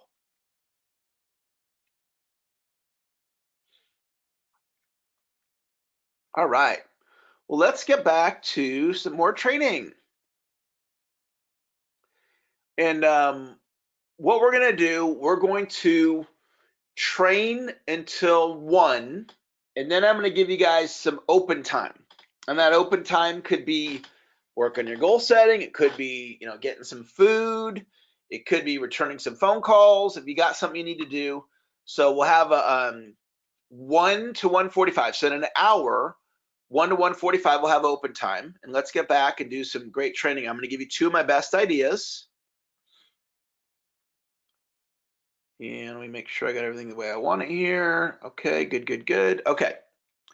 So this one comes from Napoleon Hill. And it's called Definite Chief Aim. And when Napoleon Hill studied the wealthiest people in the world, and then he wrote Think and Grow Rich and several other books, one of the concepts that he realized was that people that are mega successful financially, they tended to have one primary aim with their business or their career, almost like an obsession. So what I'm going to tell you right now, it might not sync up with the way that you're looking at things right now, or it might. Like there might be one or more of you that like latch onto this idea and go, wow, that's a phenomenal concept. I latched onto this. So let's go deeper with it. So this is my dad, and my dad is a pharmacist. And he was a pharmacist for 50 years. He planted his flag. He spent 2,000 hours or more per year working. So he logged 100,000 hours in one profession, which very few people on planet Earth have ever done that.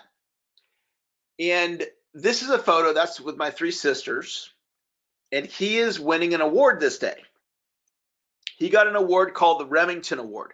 The Remington Award is a lifetime achievement award given to one pharmacist a year. So it's more prestigious than getting in the Baseball Hall of Fame. And my dad got this award because of a lifelong commitment to excellence in his profession. So his definite chief aim was to become the best pharmacist that he could be. And he achieved at an elite level. This is Bruce Lee, the martial arts superstar. And he wrote this document. He says, I, Bruce Lee, will be the first highest paid Oriental superstar in the United States. In return, I will give the most exciting performances and render the best of quality in the capacity of an actor. Starting in 1970, I will achieve world fame, and from then something until the end of 1980, I will have in my possession $10 million. I will live the way I please and achieve inner harmony and happiness. Bruce Lee, 1969. So Bruce Lee documented what he wanted to create, and he essentially created that. Now, the way this is written, he very likely was a student of Napoleon Hill. I don't know that for fact, but it's got Napoleon Hill's fingerprints on it. So the practical takeaway is that Bruce Lee took his vision and he wrote it down. Now, with my dad, I don't know that my dad ever wrote it down. What I do know is he logged 50 years in pharmacy and he got the Remington Award and achieved at a very high level. He taught at the university level, you know, court cases. If they needed a pharmacist to be an expert witness, they'd bring my dad in. He mentored other pharmacists. And so that all resonated with me. And so at a point in my mid to late 20s, I said to myself, what do I want my life to be about? And I planted my flag with sales training. And I said, this is what I'm going to do with my career. Until my mid 70s, I'm going to speak and coach every day. So here I am 21 years later, 49 now, haven't reached the midway point of my career yet. So I've accomplished a lot, but the sky's the limit because I haven't even hit the halfway point of my career, assuming I'm still alive in my mid 70s. So the sky really, truly is the limit. Now, not everybody's life works out like this. And it's not like you have to have a definite chief aim. It's just something for you to think about. So Tom, who's on the line, Tom, I know him. I've known him for many years. And he has a vision to, in addition to being in his industry, he wants to be a trainer in his industry. And Tom could set out a vision to become the best in the world as a trainer in his industry. And there likely is no one else that's striving for that. So if Tom carried it out and actually pursued it, he'd win by default. Or let's say there's two other people that want to be elite trainers in his industry. So he's guaranteed to be one of three because there's only two other people that want to do it. So when I said I want to become the top sales trainer of my generation, when I declared it, I kind of achieved it in that moment because I'm not aware of anybody else that wants it. I'm a classic sales trainer of the how-to sales techniques along the lines of a Zig Ziglar and a Tom Hopkins, Jeff Gitomer. Well, there's nobody else in the world that I'm aware of in my age bracket that has any interest in wanting that. So I kind of get it by default.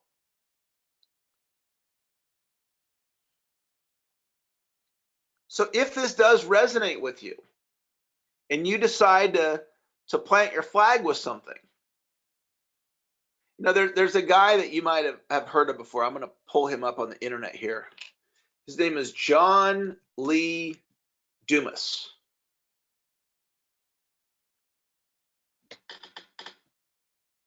You might have heard of him. You might not have. So this is John Lee Dumas. And he is like the top guy at teaching podcasting that I know of. All right. So who's John Lee Dumas? He's just a guy. He's just a guy that said, I want to create this phenomenal podcast. And I have a podcast, but he's way more committed to his podcast than I am to mine. So I'm a sales trainer with a podcast. John Lee Dumas is like, I'm the podcast guy. Okay. So he planted his flag and was like, I'm going to be best in the world at my podcast. But who is John Lee Dumas? He's just a guy. He's just a regular guy that is elite because he decided he was going to put the work in to be elite. You know, it's not like his concept is so revolutionary. You know, when you look at somebody like a Michael Jordan, well, Michael Jordan's 6'6" and he can jump out of the gym. Okay. So it's not like I could be like Michael Jordan. You look at somebody like a Tony Robbins in the speaking world. Tony has unique, unduplicatable skill sets from my viewpoint. So that's, to me, it's not like that's duplicatable. Okay. Some elite singer, it's not like that's duplicatable. But this guy's just a regular guy. Okay. Now, I'm not saying anything to diminish who I am in the world, because I'm very confident with who I am and what I bring to the table. But I'm just a guy, right?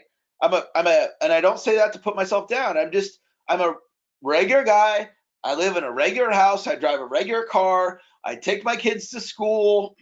I'm just a regular guy. But I have an elite skill set in sales training because I worked at it. I wasn't born with it. It's like John Lee Dumas. I decided this is what I'm going to get great at. And I created it out of my clarity, which is great because it's doable. One of the things I think that I bring to the table for my clients is, as I teach people, go, I could do that. Eric, the way you explain it, you make it doable. Like, yeah, it is doable. This guy's just a regular guy. And he's got an elite podcast. And he's, world famous in his niche. My father's a regular guy, and he became, a world-class pharmacist. Okay, Bruce Lee, that's a little different. He's like Michael Jordan, Michael Jackson. He's kind of in his own thing. Like, I don't know that if I was into martial arts, I could ever be like Bruce Lee. But that's not what we're talking about. We're talking about creating a belief within yourself that you can do it. Okay. How did I write all these books? Because I just decided to. Anybody could do this. Okay. Let me show you one of my clients. We actually wrote a book together, Brett and Sherry. So this is the book we did. So here's Sherry. So check this out. Look at all these books Sherry's done. How'd she do that? She's a regular person. Probably never heard of her. She's just a regular person, but she's got this amazing Amazon page.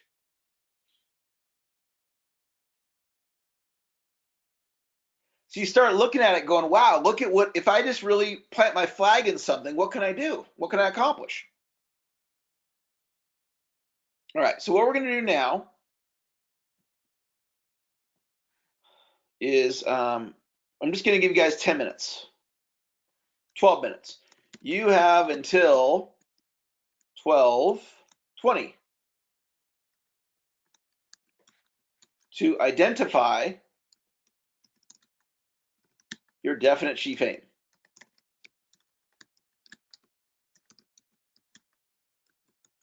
Now, you might not come up with one, and that's okay. It's not like everybody's going to resonate with this, but you might give this some thought and just kind of search this in your brain and see what you come up with. And if you don't come up with anything, that's okay. It's no big deal. It's an idea, right? It's not the end all be all idea. It's just a concept that could be helpful in creating a breakthrough for you, right? So give that some thought. We'll see you guys back here at 12:20. All righty. Welcome back. All right. So I'm hopeful that for some of you, the definite chief aim strategy was valuable for you. And if it didn't connect with you, it's all good. Everyone's career doesn't go that way, right? But for some people, it can. And once I got connected to the idea, I was like, I'm planting my flag. And this is what it is that I'm going to do. All right. We're going to move on now. And I'm going to teach you your next golden nugget. This is one of my all-time best ideas. When I say my ideas, it's not my idea. I learned it actually through the Landmark Forum. Some of you might have heard of Landmark before. I went through their curriculum, some of it anyway, and they called it the Z strategy. Now, why they call it the Z strategy, I have no idea. But I call it the Z strategy because they call it the Z strategy. And this is the concept. It's a vision idea. And so my experience of vision is that when you create a vision of something, it creates like added power to it. So there's a goal and then there's a vision. So this is the Z strategy. This is what it looks like in a linear format. From a clean slate, you create a vision which creates a space and you enroll others into the space. So the way I learned the concept was from a story about Gandhi. And years ago, the British were occupying India and there was a lot of conflict. And the prevailing thought at the time was, how can we reduce the conflict? How can the British leadership better get along with the people of India? And that's a very common mindset. It's like, how do I improve something? How do I improve my sales script? Right? Take your existing sales script, make it better. How do I improve my relationship with my appointment setter? How do I improve my house? Right? So constant, never-ending improvement. Very common mindset. There's another way of looking at it, though, and that is clean slate thinking. So the question was, how do the British leaders better get along with people of India? Gandhi said, forget that question.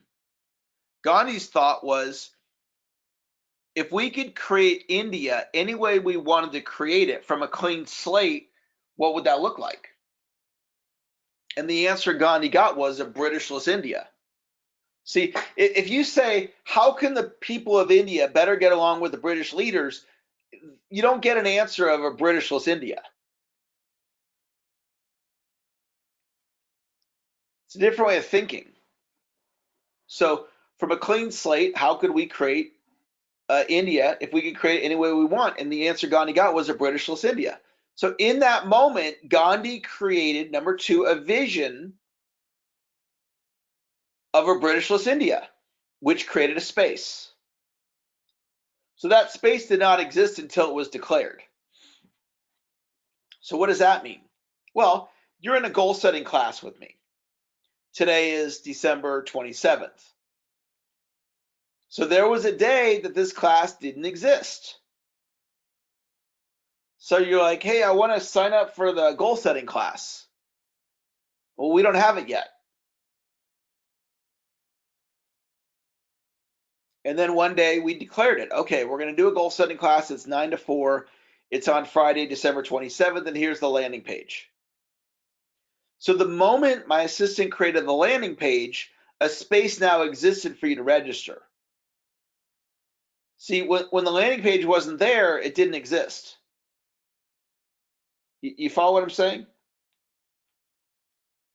So when you declare a vision, a space gets created in that moment. It goes from it doesn't exist to it exists.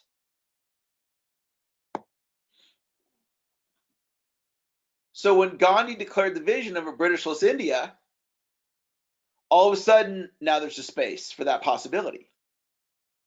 And then he enrolled others into the space. So he goes to British leaders. And he says to British leaders,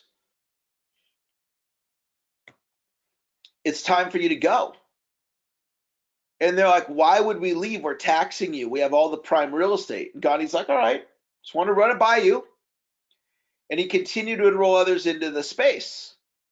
And Gandhi enrolled 200 million people into the space. And then he went back to the British leaders and said, we, all 200 million of us, we've decided you're going to leave, and they left. So Gandhi's power came from his vision. So I looked at that and I'm like, all right, I'm going to start using this in my company. So back in 2003, I was teaching seminars. We weren't doing any virtual training at that point. So if you trained with me, it was a phone call, doing phone coaching, or you came to my seminar. And I thought, well, I want to be able to reach people beyond the seminar. How do I stay in touch with people? So from a clean slate, I created a vision of an online course to stay in touch with people that I called the Protege Program. And the vision was to get 1,000 proteges. So from a clean slate, I created a vision of 1,000 proteges, which created a space, and then I began to enroll others into the space. So what does that mean? That means I literally printed up an order form, and it said Protege Program. And it had a place for you to put in your name and your information. And the program was a weekly call, and we recorded the call if you couldn't make it. And so then I started speaking to groups, and I'd put the order form in people's hands, and I said, hey, let me tell you guys about my new Protege Program. And it's a weekly call, and it's every Thursday at 4, and here's an order form, and here's the price, and if you want in, put your credit card down. And people started putting their credit card down. And it was like creating money out of thin air. But it wasn't thin air. It was, I was enrolling people in my vision. And the mechanism to enroll was filling out this piece of paper and putting your credit card number down. So the original vision was 1,000 proteges. Now I have 8,000. 8,000 people in that program.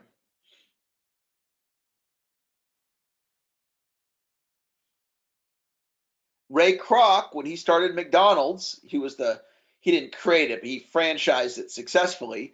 And his vision was 1,000 McDonald's. So from a clean slate, Kroc had a vision of 1,000 McDonald's, which created a space, and then he enrolled people to own the McDonald's. And now they're up to 35,000 or whatever the number is. So you're with me right now because from a clean slate, I created a vision, which created a space, and then you got an email from me, or you saw it on social media, or your friend told you about it, or however you found out about it, and here you are.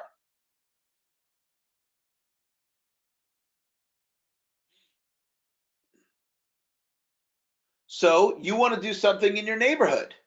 You want to do a neighborhood-wide garage sale. So you, from a clean slate, you create a vision.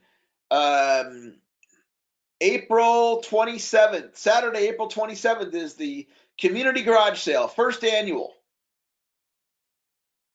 And out of the 100 homes in your neighborhood, you get 25 of them to do it. And now every year, it's the neighborhood garage sale. And you created it from a clean slate. Art Williams said, we want to sell more insurance than Prudential. This is when Primerica was a new company. So he created a vision to sell more insurance than the largest insurance company in the world. And they did it.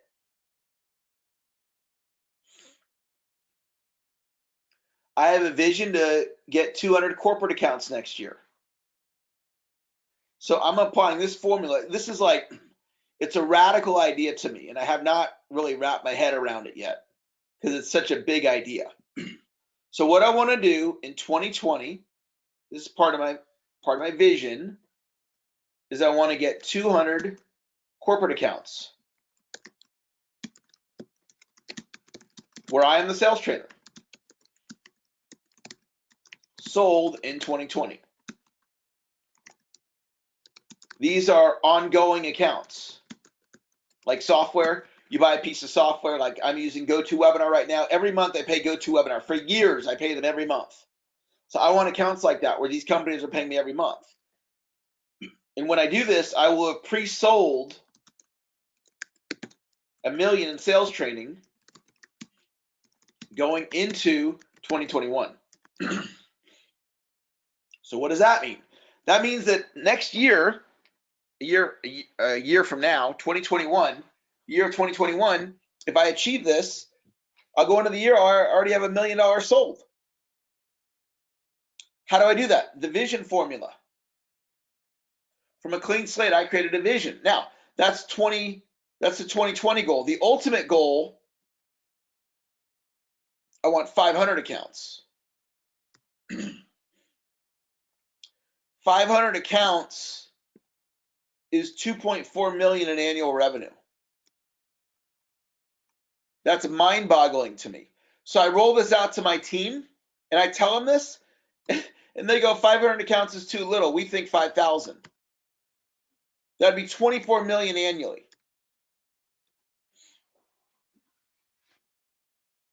Now, regardless of how it shakes out, we won't know. Next year, you can check in with me. on how it's going. The point of it is not what number ends up being hit. The point of it is, because I understand the vision formula, when I look at this, I go, okay, well, let's go create that. So there's a lot of ways to apply this. So I'm going to just give you 10 minutes. We're going to do an exercise.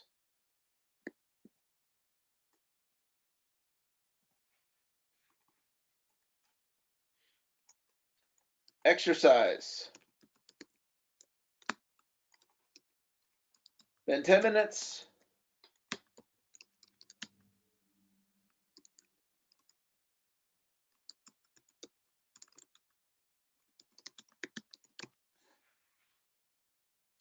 Okay, so see if you can apply the concept. I want you to work with what I just taught you. There we go. Work with what I just taught you for 10 minutes. Think about your life, think about your business, think about what you want to create.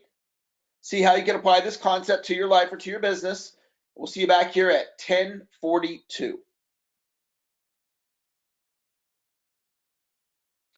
All righty, great job.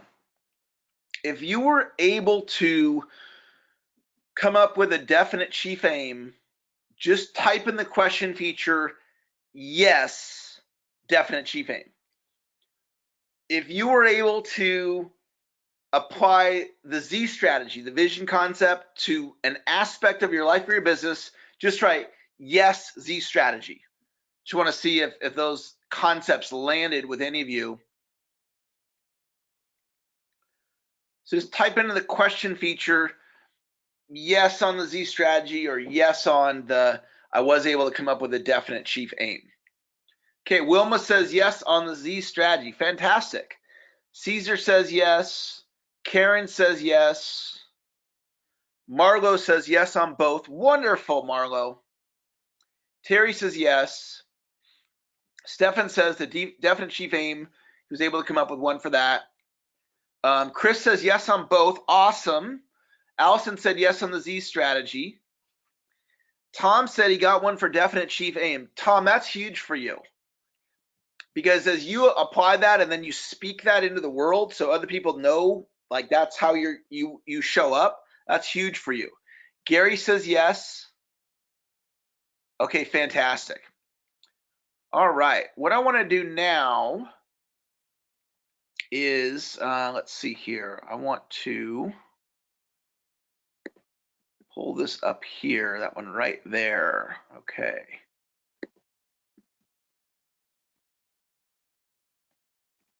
All right, I want to take a couple minutes and invite you to coach with me in 2020. And there may be one of you, maybe two, that are watching this right now, and you would like to personally work with me in a small group in 2020. So I just want to take a couple minutes and extend an invitation in the event that you have an interest in participating with me. Instead of actually selling the program right now, I'm just going to walk you through it about 10 minutes and offer you an invitation to interview for one of the slots in the program. So the fact that you're here right now, you're experiencing the value of my teachings, you're having these ahas, you're learning a lot about personal development today, you're learning a lot about goal setting. And so in my year-long program, what we do is what we're doing today, except we do it over a whole year. And in addition to working together at group level like we are right now, I also I work with you one-on-one. We assign you an accountability coach, and you receive mentoring for an entire year. And then in this program, we're actually offering today a lifetime membership. So what I ask for, and I've mentioned this in this webinar already, is 15 minutes to an hour a week. And what this is doing is it's setting the intention of continuous sales improvement. It ensures that you're going to keep getting better. And the ideas start compounding on each other. So as you learn an idea, you have the benefit of it not only now, but next week, next month, next year, and years to come. So like all the goal setting you're learning today, all the ahas, you have them for life now. And I'd love to keep this going with you. And there's so much more that I'd love to share with you. So one of the things we're going to do in the program is we're all going to select one major goal for the year. So maybe it's $1 million in annual revenue, or maybe you want to get 20 new clients, or maybe you want to hire an appointment setter, whatever, you get to pick. My major goal for next year is 550 motivational sales trainings. I want to give 550 speeches.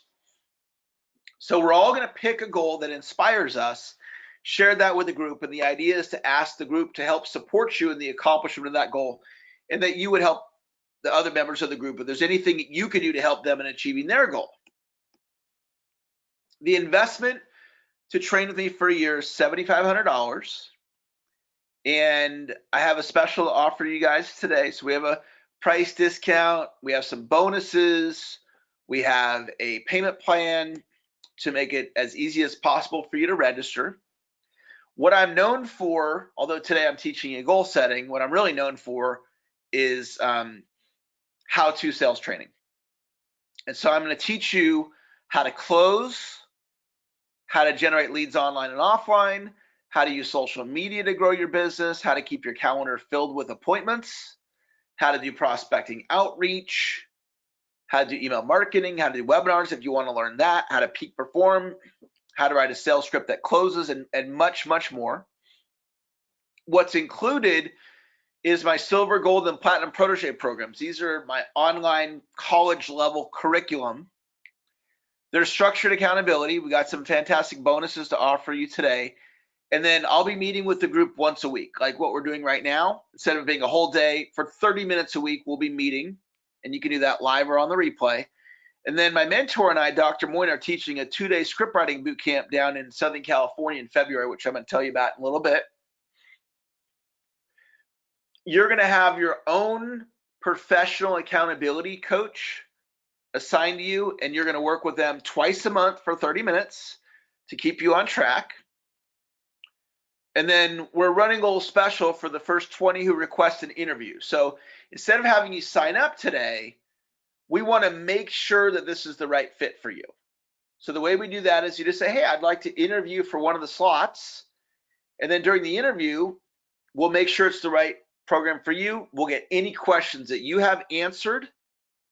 And then together we can decide if this is the right program for you. So you don't need to sign up today. You just need to let me know if you'd like to request an interview, and then we'll get that set up.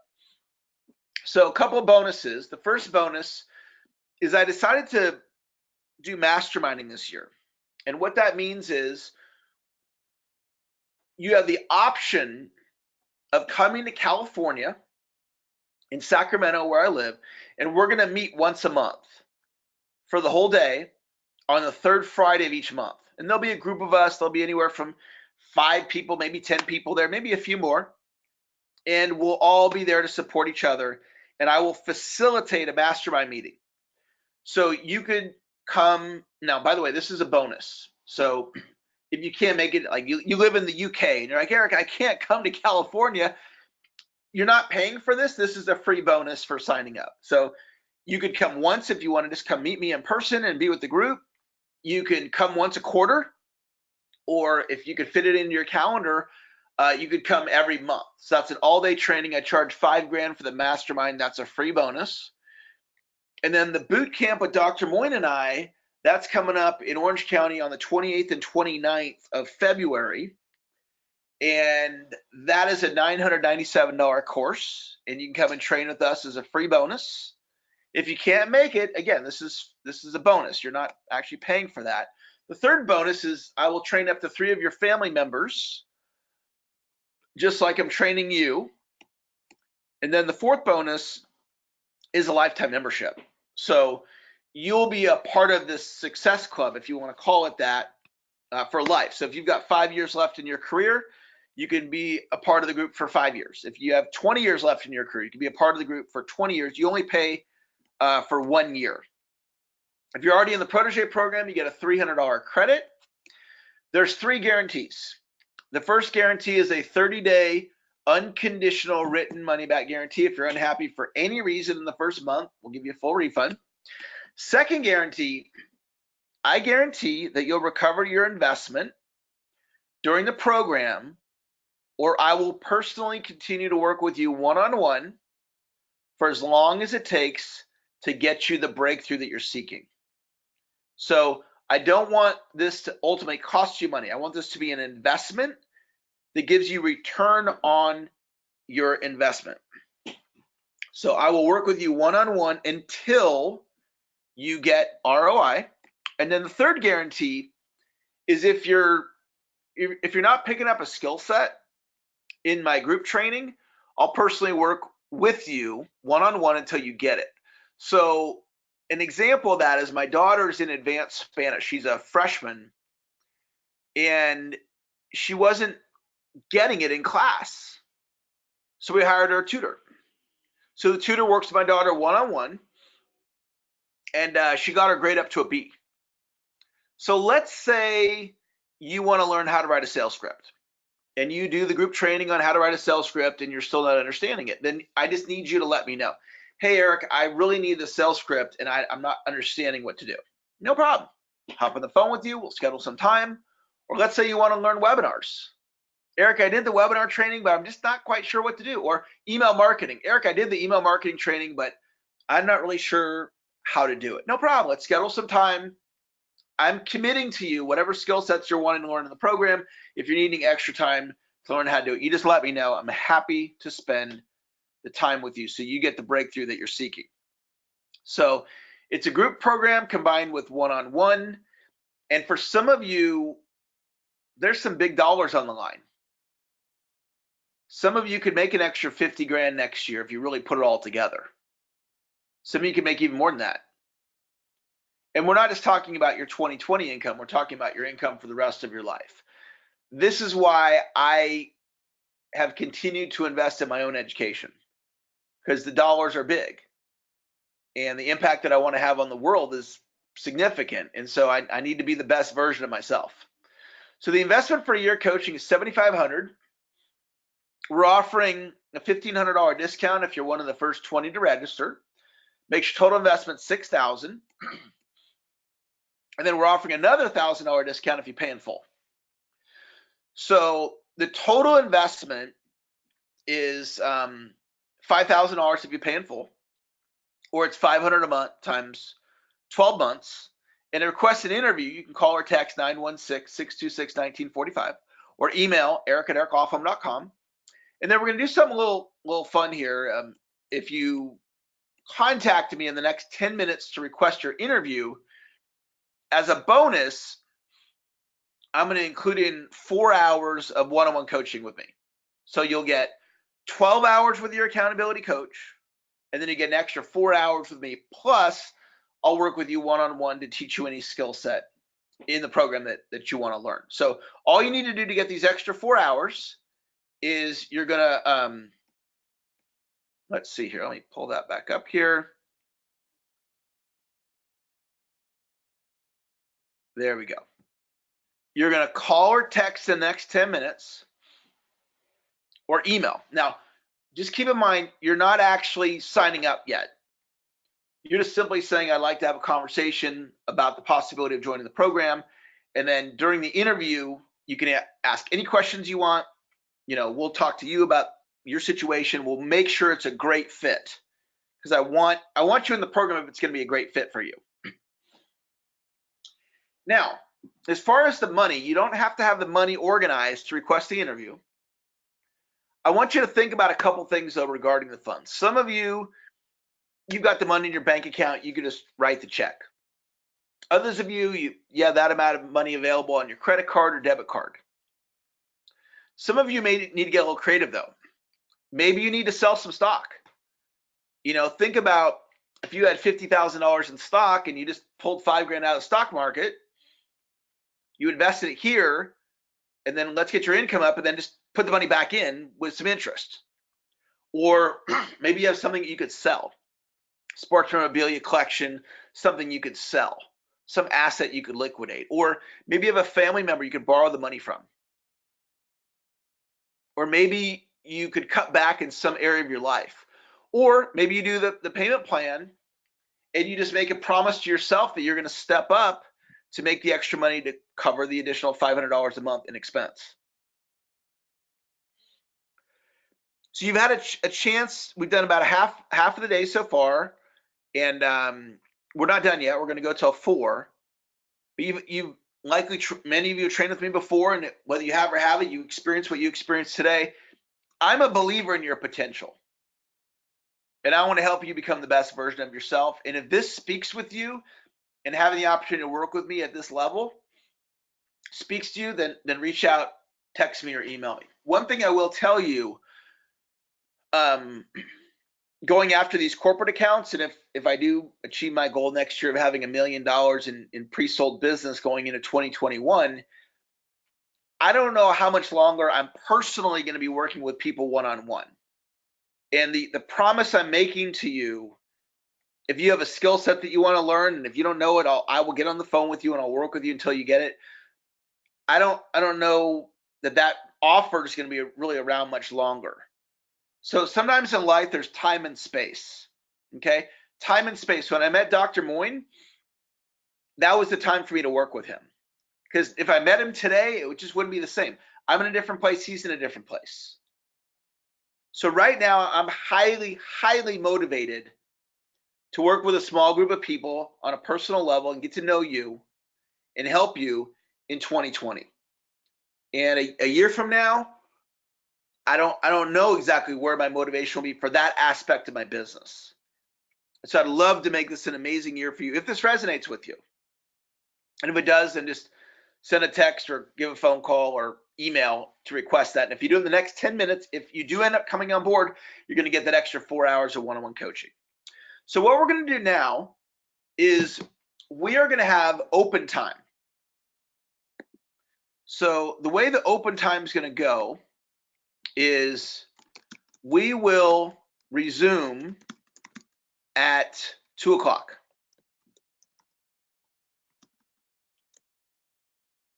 You have open goal setting time until then.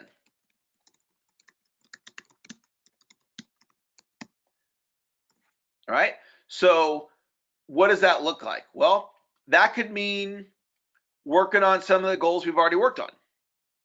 That could mean you taking a break and getting something to eat. That could mean you returning some phone calls. That could mean if you need to do something with your kid right now. Be back though at 2, and then at 2 o'clock, we're going to continue on. I still have 3 of my all-time best goal setting techniques to teach you guys, and then we're going to wrap up the training at the absolute latest 4 o'clock, and I have the most powerful story of the entire day to share with you at the end of class today. So I'll see you guys back here in an hour. You have open goal setting time until then. And those of you that are interested in requesting an interview, just send me a text or an email now. All right, we'll see you guys back here in 1 hour.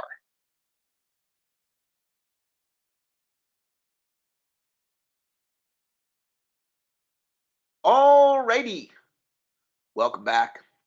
All right, I've put all the hands down, and who is still with me right now? If you can hear me, hit the hand raise button in the webinar chat. I want to see who all is still with me. All right, we got Casey. Hey, Casey. Chris is here. Elizabeth is here. Julie. Hey, Julie. Karen. And we have Martin. Rex is here. Stefan's here. Terry's here. William. Wilma's here. Allison. Caroline. Gary Wayne. Sarah's here.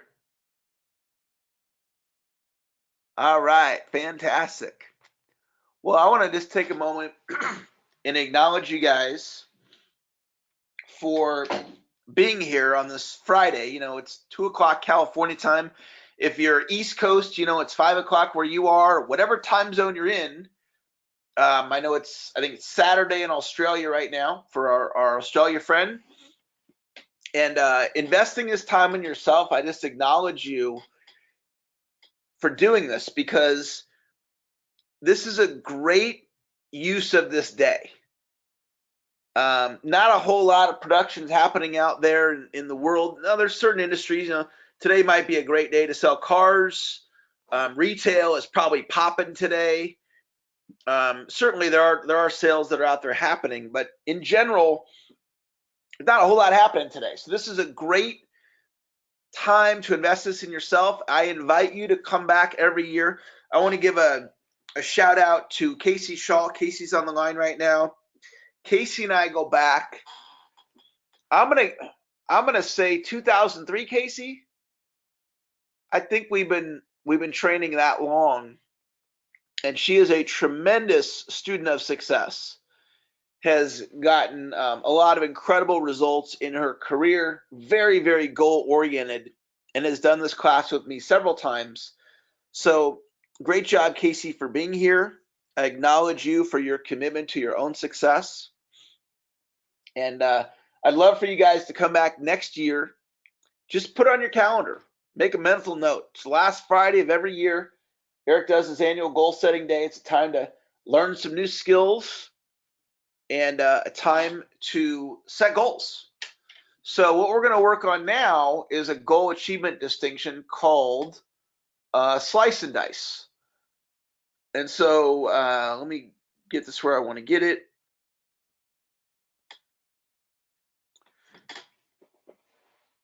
So I'm always just looking for these little hacks, these little or big things that I can do that increase the likelihood that I achieve a goal. And one of the things we want to do when possible is we want to create a clear path of how you're going to achieve the goal. So slice and dice is a way to help you create a clear path. So let's say you want to book 40 appointments for the month. So that's your goal. I want to book 40 appointments. Well, I'd want to know where are those appointments going to come from. So in this hypothetical example, we're saying 10 are going to come from cold calling. 4 are going to be meetings that were on the books before, but they fell off. So they went pending or rescheduled. I had a meeting the other day with a gentleman, and they were supposed to call me. They never called. I reached out to them. I'm like, hey, I want to talk to you. We had our appointment. They never responded. So it's out in the ozone, right? So we've got nothing on the books. There's been no communication from the missed appointment, but I want that appointment. It's actually a really valuable appointment to me. So likely at some point it's going to get rescheduled. So in this hypothetical example, 4 appointments are going to come from reschedules. 10 are going to come from email marketing. 2 are going to come from procession. Now, procession is an interesting idea. It comes from Buckminster Fuller. Bucky Fuller was known as one of the world's greatest thinkers. So let me pull a photo up of Bucky Fuller so you can see who we're talking about here.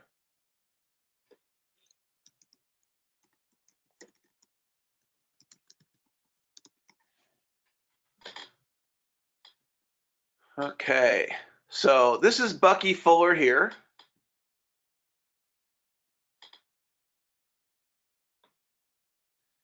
And when he was alive, he was known as one of the world's greatest thinkers. And he had this concept that he called procession. And the example that he used to teach it was about the honeybee. So the honeybee goes to the flower to get nectar. And when the honeybee does that, while it's getting the nectar, it's putting pollen on its wings. So then the honeybee flies off and cross-pollinates the planet. But the honeybee didn't go to the flower to cross-pollinate the planet. It happened as a processional effect. So the definition of a precessional effect is bodies in motion affecting bodies in motion. And what that means to me in plain English is unexpected things that happen when you take action towards a goal. So one time I had this client, her name is Debbie, and she got my goal setting audios, the same audios that I shared with you guys earlier. I'll pull those back up on the screen if you happen to not be in class at that moment. So if you're into today's class, then you probably really enjoy my goal setting audios. So we used to sell them for $100 a set, 99. Now we just give them away for free on YouTube. And this is a really worthwhile set of audios to go through. So Debbie buys the CDs, and I say, listen to them 7 times. So she's got them in her car. She's listening to these CDs over and over and over again. She buys them because she wants to become a more successful financial advisor. And so her then 10-year-old son is in the back seat. She's driving him to football practice. She's driving him to school. And what's on in the car is me, goal setting. And he did not like having to listen to me, right? What 10-year-old kid wants to listen to personal development? Not a lot of them, maybe some of them, but he didn't want to hear it. So he goes to his mom one day and he says, Mom, there's this Star Wars video game. It's going to be on special this Friday at this certain store. And if we go buy it, Mom, you're going to save a bunch of money because it's on special. And she says, I'm not going to save any money because I'm not going to buy you the video game, son. But you know those goal setting CDs that we've been listening to? He's like, yeah. Well, son, if you really want to get the game, then set a goal and come up with the money. And I think the game was like $25. And this was on a Wednesday. And he needed the money by Friday at 3. So for a 10-year-old kid to come up with $25 on 2 days' notice, it'd be like you having to come up with 10 grand in 2 days. It's not a small task. So she taught him my goal setting ideas through what I taught on the CDs and her mentoring her son. You know, come up with your plan that included like go around and ask the neighbors if you can wash their dog. Offer to do chores around the house. You know, if you're within $1 or $2, you know, come to me and ask me if I could loan you a couple dollars. So anyway, they applied the goal setting ideas and he came up with the money and he got the game. So Debbie's son learning goal setting happened as a processional effect. She got the goal setting CDs from me, not to teach her son, to teach herself. So then as a processional effect, Debbie tells me the story. And she was at one of my seminars and her son happened to be there. I think the seminar was in Anaheim and she brought her son with her and the dad and the son went to Disneyland and mom went, Debbie came to my class. Well, since the son was with her, I said, hey, have him come and speak to my students. So as a processional effect, he came, 10-year-old Eric came, that's their son's name, and he taught my students goal setting. And at the time, I used to wear a level 10 pin.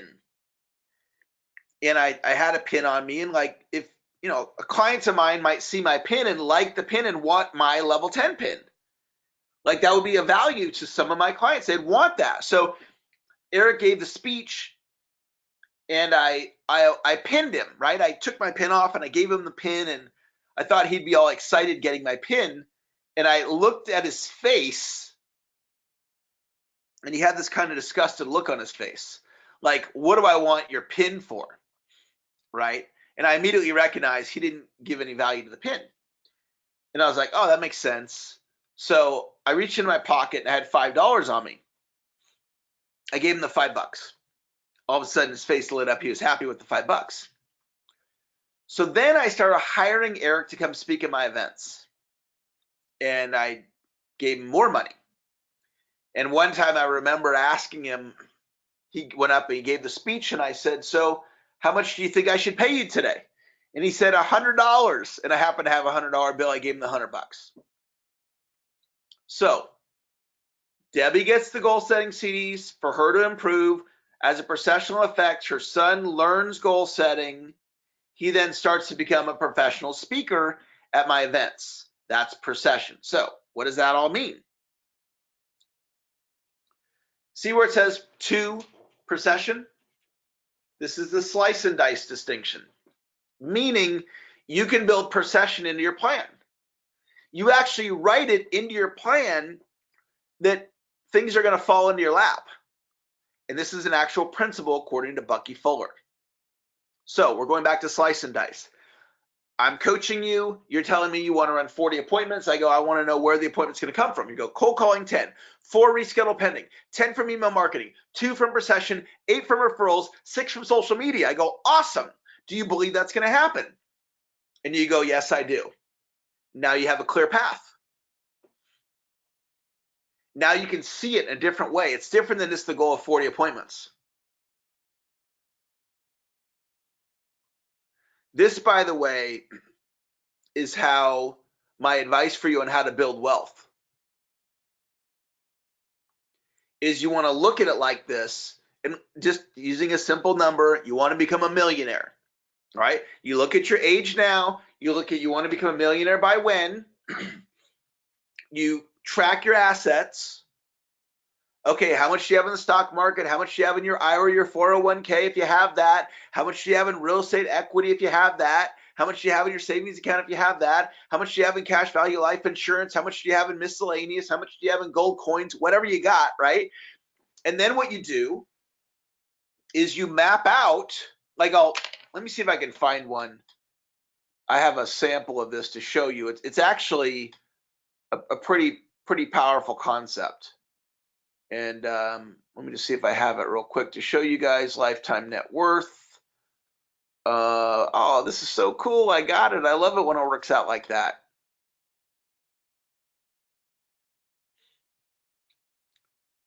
Too cool. Cool, cool, cool. Okay, here it is.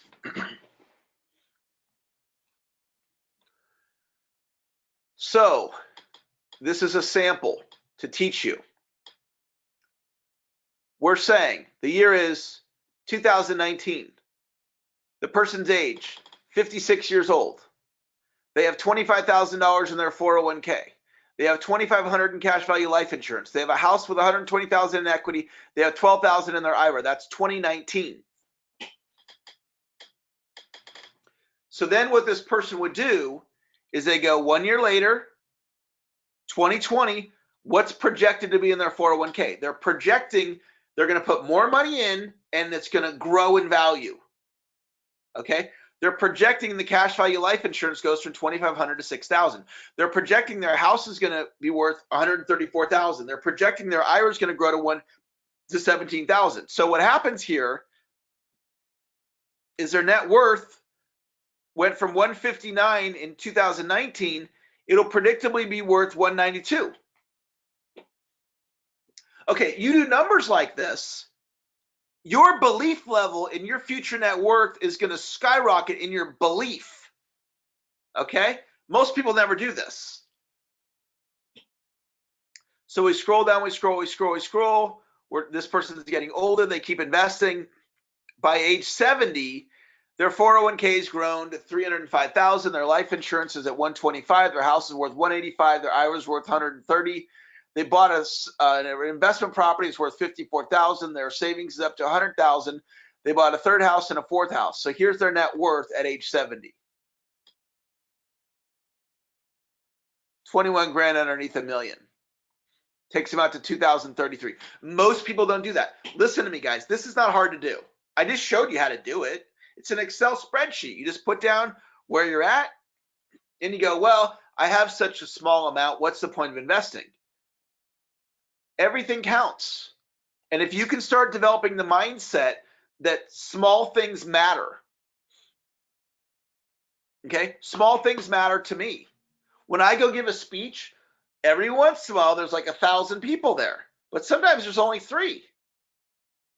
But I don't go, well, it doesn't matter, there's only 3. I go, no, it's 3, it's 3 more. It's not 1,000, but it's 3 more. Small things matter. That's a brilliant mindset. Most people never start investing because they go, it's not going to make a difference. Well, it starts compounding, it starts adding up. And then you start learning how to make more money. And then you have the habit of investing. Now you start investing more money. Small things matter. Money loves instruction. So in this hypothetical example, if the person makes more money in 2020, okay, I got to make sure I put money in my 401k. I got to keep adding value to the life insurance policy. I need to put money in the IRA. You're giving money instruction. Money loves instruction. If you don't give money instruction, then it'll go away.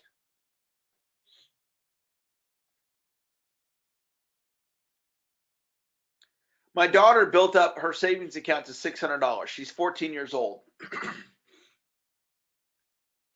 Then she tells me the other day, it's her money. She can do whatever she wants with it. It's not for me to tell her what to do with her money. If she asks me, I'll advise her. It's her money. And she goes, Dad, I've got too much money in my savings account. I need to spend some of it. So she told me she bought these Nike shorts, right? She pays full retail for the Nike shorts and boom, out goes $40. And she's spending the money. It's her money. I have no judgment. I've got no issue with her spending her own money. But because she doesn't have a vision other than just spending it, the money's going to go away. So you can goal set for investing. You can goal set to make more money. You can have a vision for your future, and you can transform your life. And I really hope you run with me in 2020, whatever that looks like. You know, whatever works for you to run with me in 2020, whatever that looks like. Because what I just showed you about this lifetime net worth, something might have clicked in your brain. Well, let me just check in with you guys. All right, I'm going to check in. I'm going to ask you a simple question. What I just showed you about lifetime net worth, the way I laid that out, hit the hand raise button if you got value from what I just showed you there. Hit the hand raise button if that was valuable for you. Karen says yes. Julie says yes. Chris says yes. Allison says yes. William says yes. Terry says yes. Stefan says yes. Sarah says yes. Rex says yes. Meg says yes. Martin says yes. Okay, fantastic. Elizabeth says yes. So here's the deal. That little nugget there might inspire you to go create your own Excel spreadsheet. And some of you, maybe you never did this before, and you do this and all of a sudden you're like, oh my gosh, I can see a path to $1 million or more. Or I can see a path to become debt free. Or I can see a path to become a homeowner. When you can see the path, it's just a game changer. All right, so back to slice and dice. So what I want you guys to do, I want you to pick a goal, any goal, and I want you to apply slice and dice to it. I'm going to give you 15 minutes. So it's 2:20, so you have until 2:35. So you have until 2:35 to take a goal and apply slice and dice to it.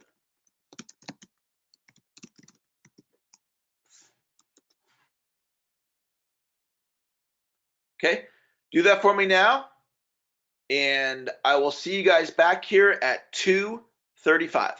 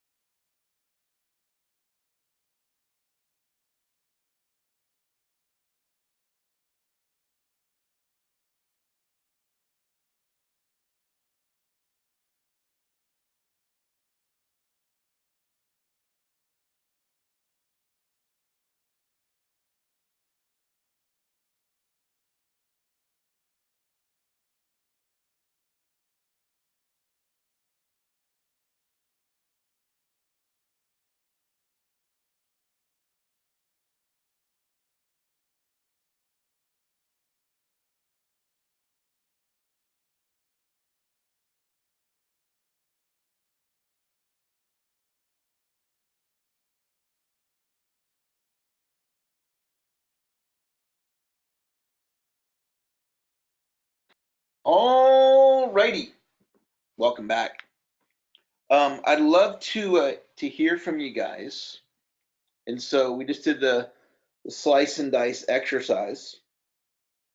So if you were able to successfully do that, like if you took the distinction, you applied it, you got it, type into the question feature, say, yes, I was able to do a slice and dice, just something like that. Just tell me that you were able to do it. Now, I'd also love to hear if you had an insight.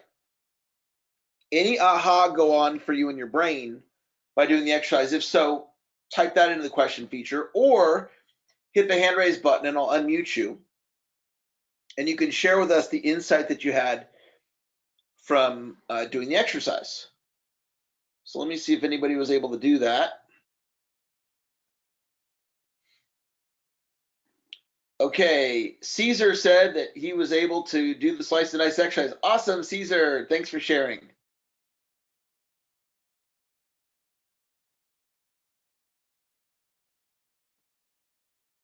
Okay, Casey says, when I did the slice and dice, I also combined the 80-20 rule with top accounts in each of my regions. Awesome. Great job of thinking in combinations, Casey. Meg says that she was able to do it. Fantastic.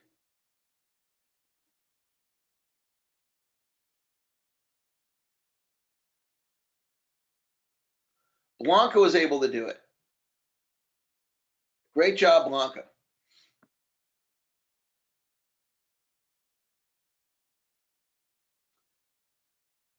Yeah, Caesar, the last directive was just letting us know if you were able to do it, which you were able to, and then if you had any insight that you wanted to share. Okay, Wilma was able to do it. Great job, Wilma. Terry did it. Great job. Stefan did it and said he did it with lead generation and can see how he could do it with his finances. Awesome. Okay, so Wilma, this is a distinction I want you to teach our clients over the phone. And then when you go in and do speeches for me, you can go in and you can teach it to people. Chris was able to do it.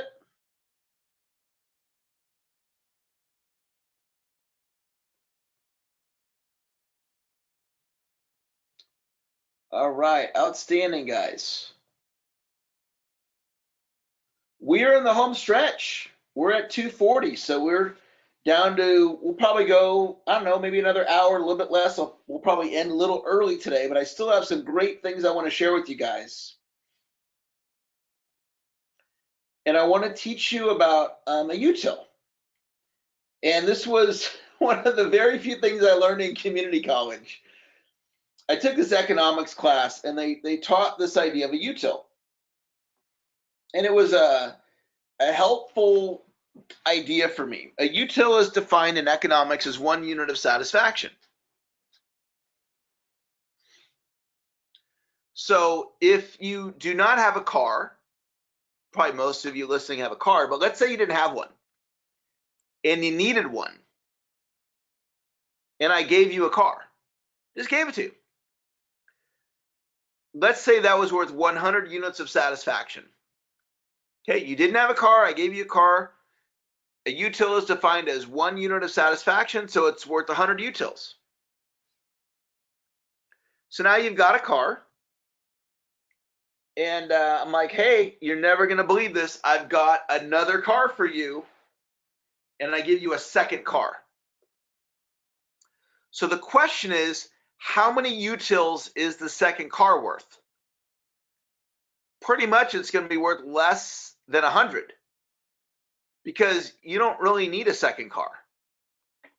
And you got to maintain the car, you got to get the car insured, you got to park the car, right? So let's say it's worth 20 units of satisfaction. Now I call you up and I go, you're never going to believe it. I have another car for you. And I give you the third car. You're like, Eric, I appreciate the generosity, but I don't even want it. I go, what are you talking about? It's a great car. You go, yeah, but I already have two. I can only drive one at a time. And I've got to insure both these cars and maintain them And now if I get a third car, I'm going to have to insure it and maintain it. So you might not even want it, even if it was free. So in all three cases, it was car. But one had the most value, the first one. So when you look at life like this, and you start thinking about what's really the util value, what is the real satisfaction that you get? So I want to talk to you about how I applied goal setting to recreate my family. Because you can use goal setting in really any area of your life. And when I was married for the first time, I had a vision that we were going to be married forever. And, probably most people, when you get married, that's what you think. And some people are married forever and some people aren't. And if you've ever been divorced, then, you can appreciate, what happened in my situation. And so here I am now. I've got 2 young kids and I'm a single dad. And when my first wife and I were together, we lived in this really nice 6-bedroom house. And when the divorce happened, I ended up getting an apartment. And this was when I was like 43 years old. So I'm 49 now, 43, 44, 45 in that time frame. So I get this 2-bedroom apartment and I have 2 kids. I have a boy and a girl. And I did not want my kids to have to share a room. And so in this phase of my life, I'm still running Eric Lofholm International, and I'm out doing all my speaking and webinars like this. And my son's in one bedroom, my daughter's in the other bedroom, and I'm sleeping on the couch in the living room. And at this point in my life, I'm like, this is not what I had envisioned was going to happen in my life, but it's what happened. So I'm thinking about the life that I want to now recreate. And the piece that I need, I wanted to have another wife. And so I wrote this down. This is the actual screenshot of what I wrote down. And it's on a PowerPoint slide. It was on I had a PowerPoint of all these things I wanted to create in my life. And so I wrote this down of the type of woman that I wanted to create a new life with. And this was when I'm, single, living in this 2-bedroom apartment. And so I wrote this down and I created exactly what I wrote down.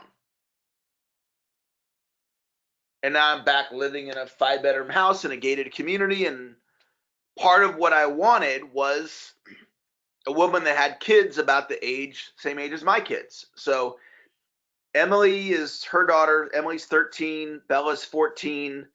My daughter Sarah's 14. My son Brandon's 17. And so I created this vision for myself.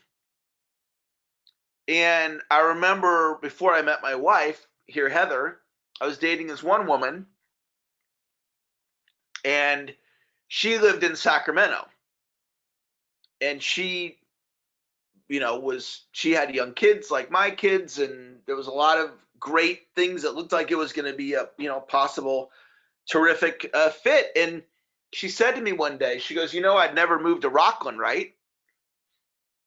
Well, that's where I live. I'm not moving from Rockland. And so we ended up not staying together. And that wasn't the only reason, but that was one of the main reasons. And I had a vision of what I wanted my life to be, and I created it. And this is how important my family and my wife and kids are to me. Right now, as much as I love being a sales trainer and as much as I love that this is what I'm envisioning is going to be my future for the rest of my career, if I was a manager right now at Olive Garden, I'd be completely happy. I love being a sales trainer. I love all the things that comes with it, the way I'm able to impact people. But what's most important to me, what brings me the most joy, is my family, my wife and my kids. And I truly, if I was managing an Olive Garden, I'd be incredibly happy. I actually loved working at McDonald's. I also worked at Round Table Pizza. And I didn't need to become, I'm an international trainer and I have a certain level of recognition and notoriety, and I get acknowledgement in the marketplace, and I'm known as an expert at what I do, and that's all great. But it really is not that important to me.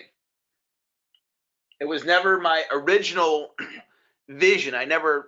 Before I started Eric Lofholm International, I did not, of course, when I had the vision of Eric Lofholm International, it's what I've created, but it's really not that important. What matters to me is my family, and I'll continue to grow my company because that's the path that I've ended up being on. And I'm not a manager at Olive Garden. And if I was, I'd be the best manager I could be. And now that I'm a sales trainer, I'm going to be the best sales trainer that I can be. But it's really not that important to me. And why I'm sharing all this with you is to get you to think about satisfaction. What really will bring you happiness? I have a vision to become a multimillionaire. I honestly don't care that much about it. I have the ability to make money. I'm not afraid of running out of money at retirement. I probably will work until I pass away. So, building up a big net worth. The motivation for that, it's really about providing for my children. It's not providing for myself, because I can make money. I don't really need a big net worth because I can make money. So it's really not that big of a deal to me. That's just my way of saying, to encourage you to really think about what's important to you. Society tells you how you're supposed to look. Society tells you, oh, you should be just go on social media. Social media advertising is programming us on what we're supposed to be like, look like, etc. But just what's important to you? I love that I get to teach for a living. Like what we're doing right now, this is a free class. And obviously free. I didn't charge you to be here. And I love this. I love just being with you right now and sharing my thoughts and ideas and encouraging you to goal set and teaching you to goal set. And that brings me a lot of joy. And so I've really set my life up in a way where I get to be happy because I'm doing the things that I want to do. I get to live where I want. I get to, spend time with my family. I get to teach. I get to be around the people that I want to be around. And just to really encourage you to think about, what do you want to create in your life? I've created pretty much everything from a clean slate.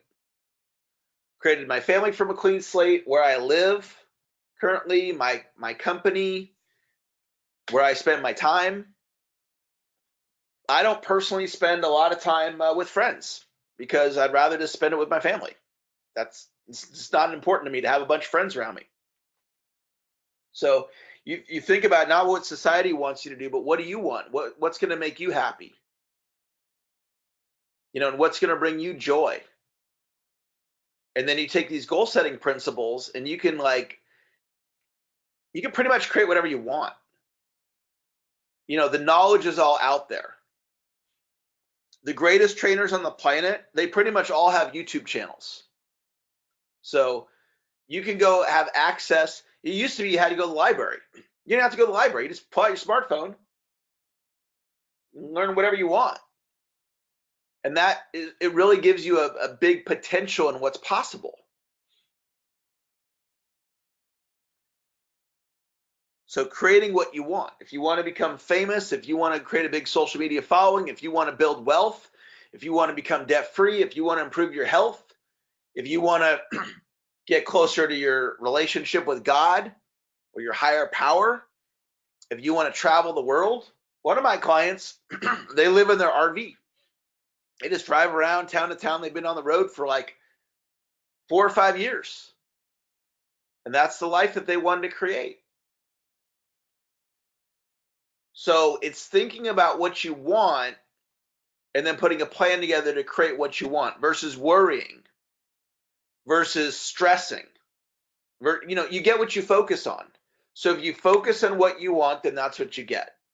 If you focus on all the challenges, then that's what you get. You look for solutions. You put yourself in environments like what you're in right now, a positive environment to create the life that you want. And it's totally there for you. Or you can focus on what you don't want and you can create that.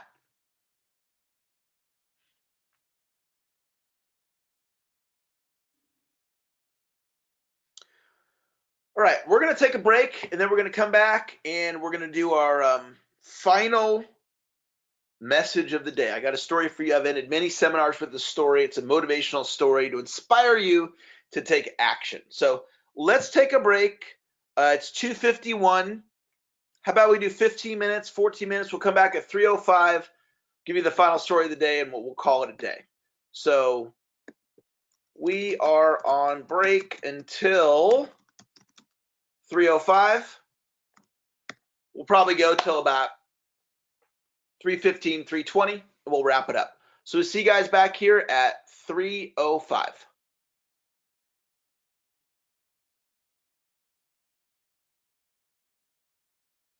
All righty. Welcome back. All right. Well, I want to tell you guys one last story, and then I'd love to hear from you about what you got from class today. You know, what was the ahas? What was the insights? What was the realizations? What were the decisions that you made?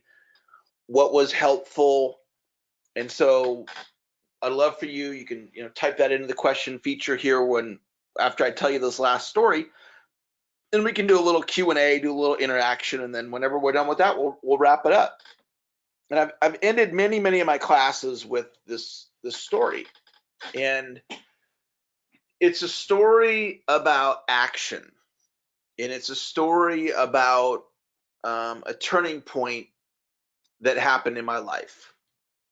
And this is a photo of me after I had I won a trip to Fiji at Tony Robbins Resort there, and I'm there on the left. Tony's in the middle. The woman in the red and white shirt, that's my first wife, Jairus. And so she got to come with me. And when she and I got married, we eloped at the Heart of Reno Chapel in Reno, Nevada. And we secretly eloped. We didn't tell anybody in our family, and we went and we eloped. And we'd never taken a honeymoon. We couldn't afford it. And so winning this trip was really meaningful because it was like the honeymoon that we never had. And so I was very determined to earn this trip, and I was fortunate enough to be one of the winners. And when I heard that I had won the trip, I began to visualize the trip. And you've probably done this before. You have a trip coming up, a vacation, and you start dreaming about what it's going to be like. So I'm dreaming about the trip, and I had this visualization that Tony Robbins was going to acknowledge me for, earning the trip, for my achievements. And it was such a strong visualization that I had convinced myself that it was going to happen. And so a week comes and a week goes, and Tony Robbins never once pulled me aside to acknowledge me and pat me on the back. And I was disappointed. Now, in fairness to Tony, he had no idea about my visualization. So it's not like he did anything wrong. But I just convinced myself that it was going to happen, and it didn't happen. And so it was the last day of the trip, and we're getting ready to get on the bus to take us to the small Fijian airport. We're on like one of the little islands to then fly from the little island to the main island of Fiji and then back to the US. And I noticed that Tony Robbins was having lunch by himself. And in all the times I've seen Tony, I've never seen him by himself. He's just a very charismatic person, and people are drawn to him. So it was like strange to see him by himself. And my brain was like, ding, ding, ding, ding, ding, ding, ding. Eric, you never said when during the week he was going to acknowledge you. So he's over there having lunch by himself. So you're supposed to go over there and strike up a conversation with him. And then during that conversation, he's going to acknowledge you. So I have this whole thing built up in my head about what's going to happen. Again, Tony has no idea what's going on in my head. So I walked over to him and I asked him if I could sit down and talk to him. And he's like, yeah, sure, have a seat. And I asked him if he had any advice for me. You know, I just was trying to strike up a conversation, and that was what popped into my head. And I wanted him to say, no, I don't have any advice for you, but I want to let you know I acknowledge you for all the hard work you did to get this trip. So I'm like, Tony, you know, do you have any advice for me? And he goes, yeah, I do. And I was like, okay, well, what is it? He goes, my advice to you is to give up on your dreams. And it like startled me because I had read, and still, you know, continue to read a lot of success literature, and never once did I come across a phrase in like a Zig Ziglar book or a Tony Robbins book, give up on your dreams. And, you know, it's Tony Robbins. He's like Mr. Motivation, right? And I was like, I don't understand. And he goes, well, he goes, you'll never make it. I had conveyed to him through my manager that I wanted to become a global seminar leader. So I didn't tell him directly, but I told my manager that. And my manager told Tony, you know, Eric Lofholm, you know, Eric from our sales team. Oh yeah, I know Eric. Well, Eric wants to be a global seminar leader. So from that view, Tony was like, you might as well give up on that goal because that's not going to happen.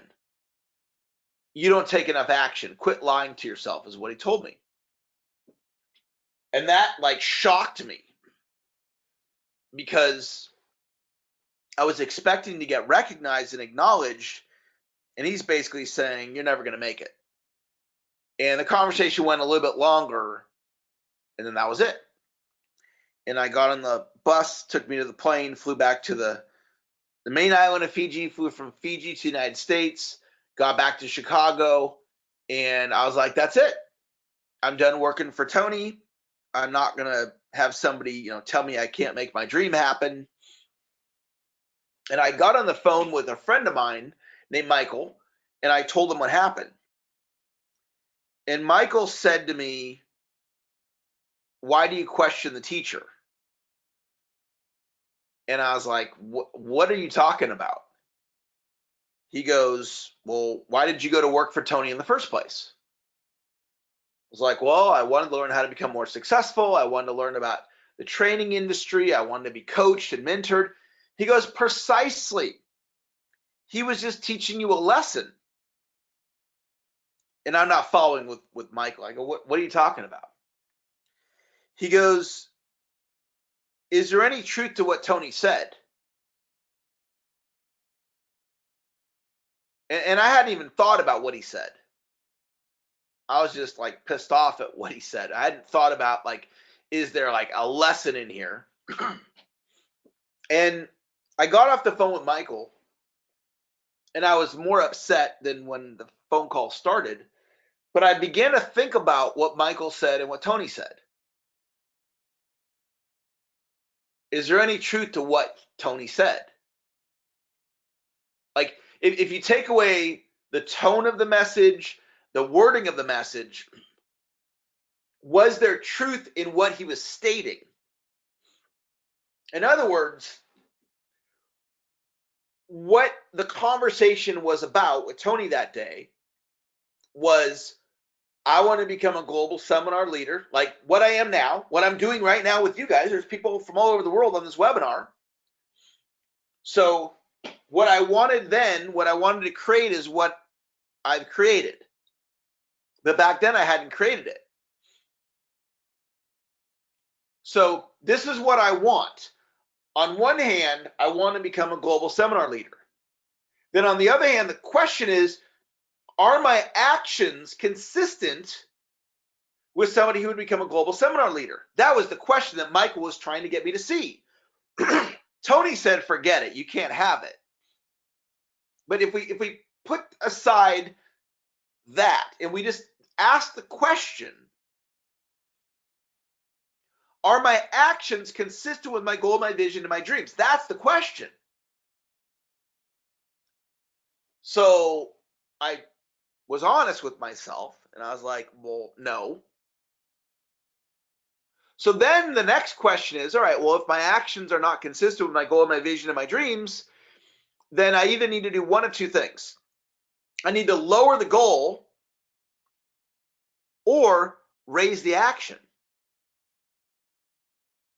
And I had a transformational turning point moment in that inquiry in my mind. And I said, okay, I'm not lowering the goal. I'm not going to do that. And I don't know if I'm going to achieve the goal or not, because there's no guarantee we achieve our goals. But if I fall short, it will not be due to action, lack of action. I will pursue this goal of becoming a global seminar leader, and it'll happen or it won't. But if it doesn't happen, it's not going to be because I didn't take the action. And something fundamentally shifted within me. And I got this emotional muscle, this ability to take massive action that I had never had before. Because of this experience, because of this inquiry. And I've ended many seminars with this story. And I do want to do some Q&A, and I want to hear from you guys. So I'm hopeful that you'll share with me a little bit before you guys take off, if you're able to, if you want to. But I've ended so many classes with this story because it's just a brilliant observation of yourself.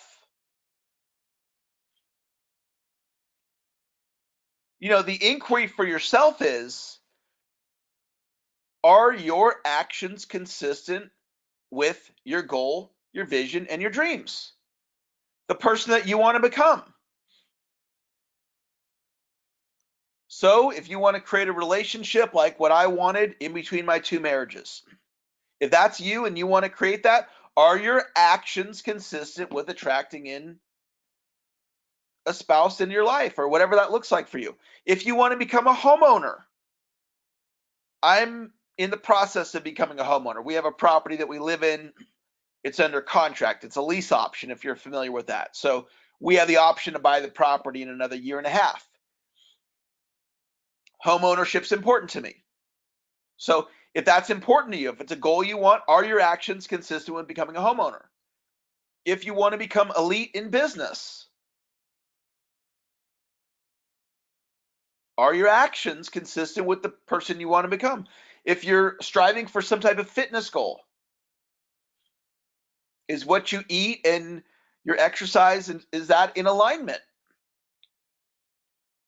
The type of spouse you want to be if you're married, the type of parent you want to be if you have kids. You know, are you in alignment?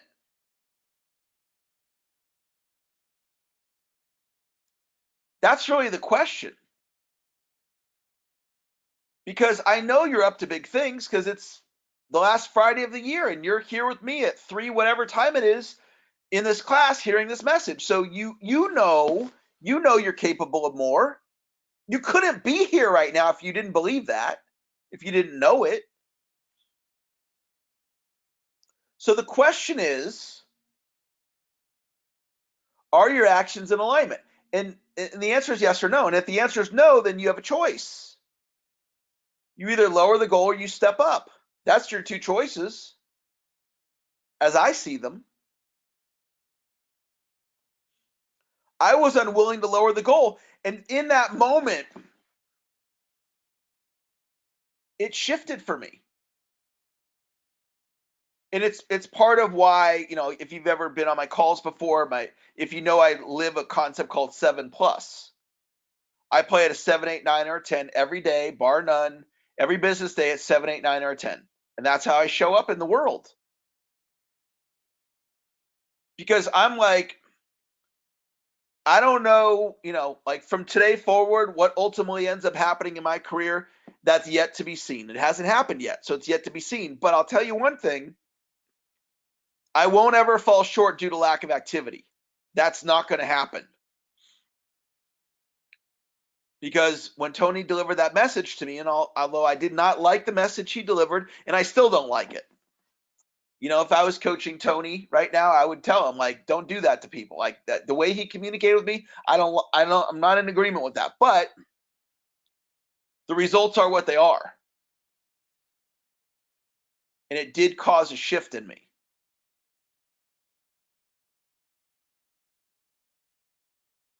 So I would really invite you to take a look and ask yourself, are my actions in alignment with my goal, my vision, my dreams? And if the answer is no, then just step up and just be like, okay, 2020 is right around the corner. 2020 is going to be my year. I will make the sacrifices. I will make the changes. I will step up and become the best version of myself. I will become who God put me on earth to be, my destiny.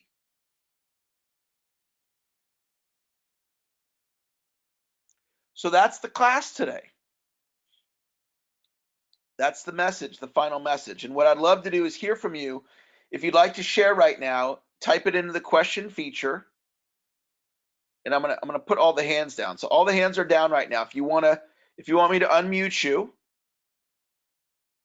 then you can hit the hand raise button. Let me get this here where I want to get it. Q&A and shares. Okay.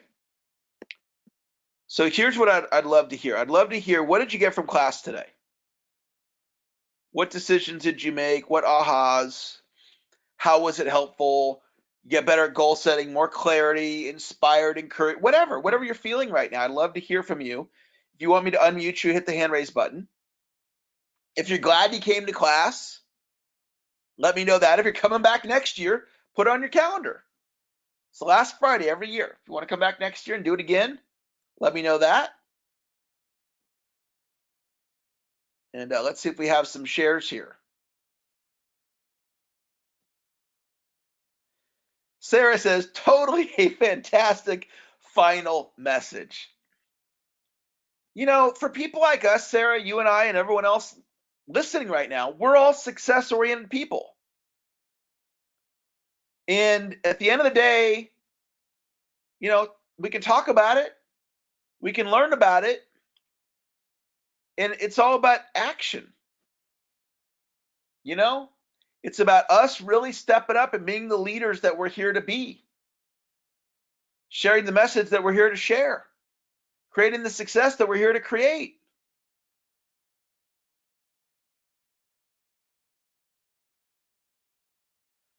Rex says that he's heard the Tony Robbins story before from me, but he got it different today. I told it a little different today, Rex. I shared it a little different than I've shared it in the past. And maybe me sharing it different, you heard it different.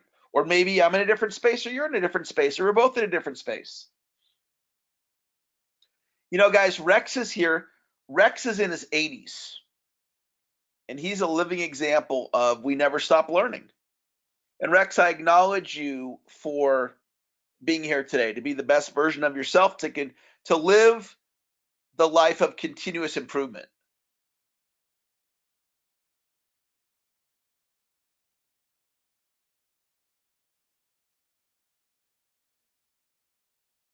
Casey says this one-day course, along with your annual planning course webinar, helps create an achievable plan that will be successful. Casey is just a tremendous student of success. She's wired for success. The way her brain works, she is a successful human being that is always looking to improve herself. And Casey, I acknowledge your commitment to your own personal and professional development. And, I remember back years ago when we were coaching and you literally created your life, Casey, from scratch. You reinvented yourself to create the life that you want. And I acknowledge you for all the decisions you made and the tough choices and just all the things you've done to create the life that you now have, the wonderful job you have and your relationship and all the things that are important to you. You've really done a fantastic job of creating the life that you want. Stefan says, I'm glad I stayed. I definitely got clarity for my marketing and casting vision. Nancy says, I'd like to say this is fantastic, all caps, double exclamation point. Thank you, Eric, for providing so much content that I can apply instantly to my life right now. Thank you for sharing that, Nancy. I love teaching. I love teaching and the goal setting message it's just it's great no matter what you do. No matter what goals you're working on, it's not just your business. Of course, we can apply it to business. I'm glad that it was valuable for you today, Nancy. Caesar says, clarity and determination to take massive action in 2020. Thank you for your passion to teach and share your knowledge. Caesar, you're welcome. You're welcome. This is a class that I especially love teaching. We get a lot of time together. It's the 15-minute calls that I do and the half an hour calls, that's good. But when we can really just take time to learn and then for you to do the goal setting exercises, put in a 5, 6, 7 hour day to really work on the skills. So fantastic. Meg says, Vinaka Valuive. Thank you so much in Fijian. I'm inspired, clear, following today, and ready to launch into building upon who I am here to be and contribute, shifting from being stingy with my heart and dreams, create from my purpose, and take massive action to build purposeful communities around the world, redefining what it means to be connected, kind, emotionally, physically, and spiritually well.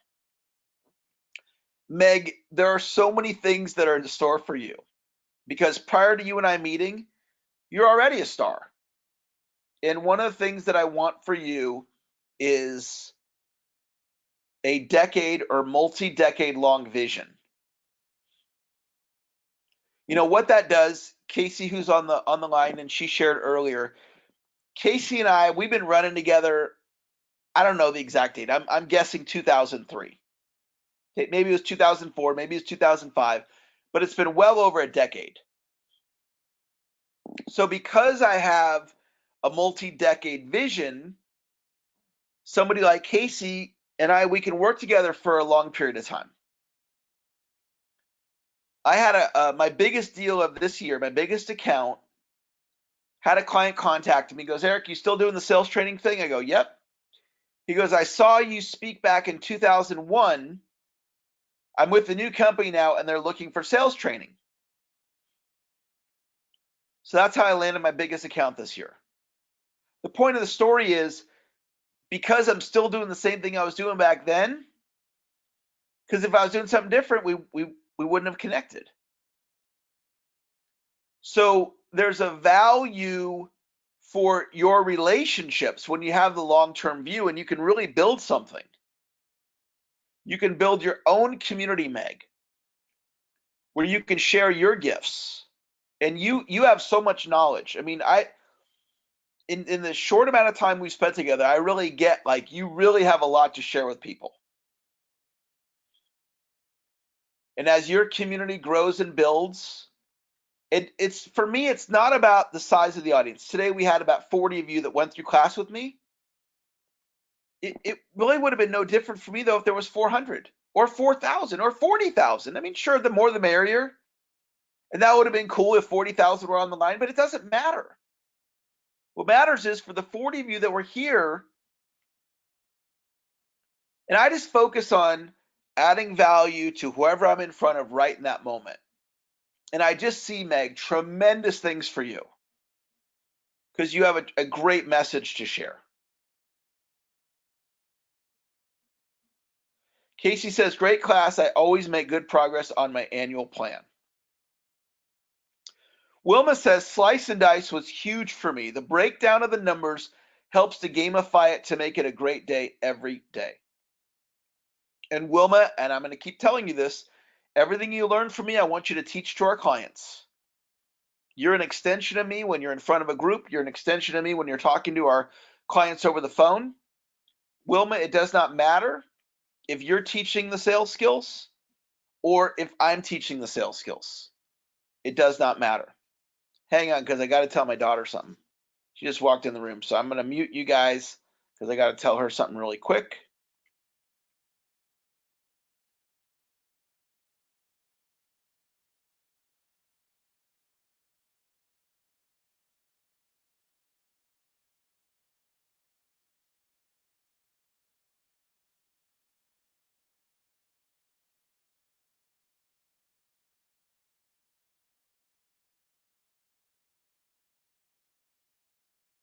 Okay, so we got a few more shares here. LaDonna says, this was a fabulous way to end 2019. I will definitely be back next year. I learned a lot about practical goal setting. I'm also in your gold and silver protege classes. I've never prepared like this ever for a successful new year. 2020 will be unlike any year I've ever seen before professionally. LaDonna, I'm so happy to hear that. And as a silver and gold member, we train all year long. So, come to class as often as you're able to. I probably teach more classes than you can make, and I'm not asking you to come to every class. Just come when you're able to, and just really believe in what I can teach you.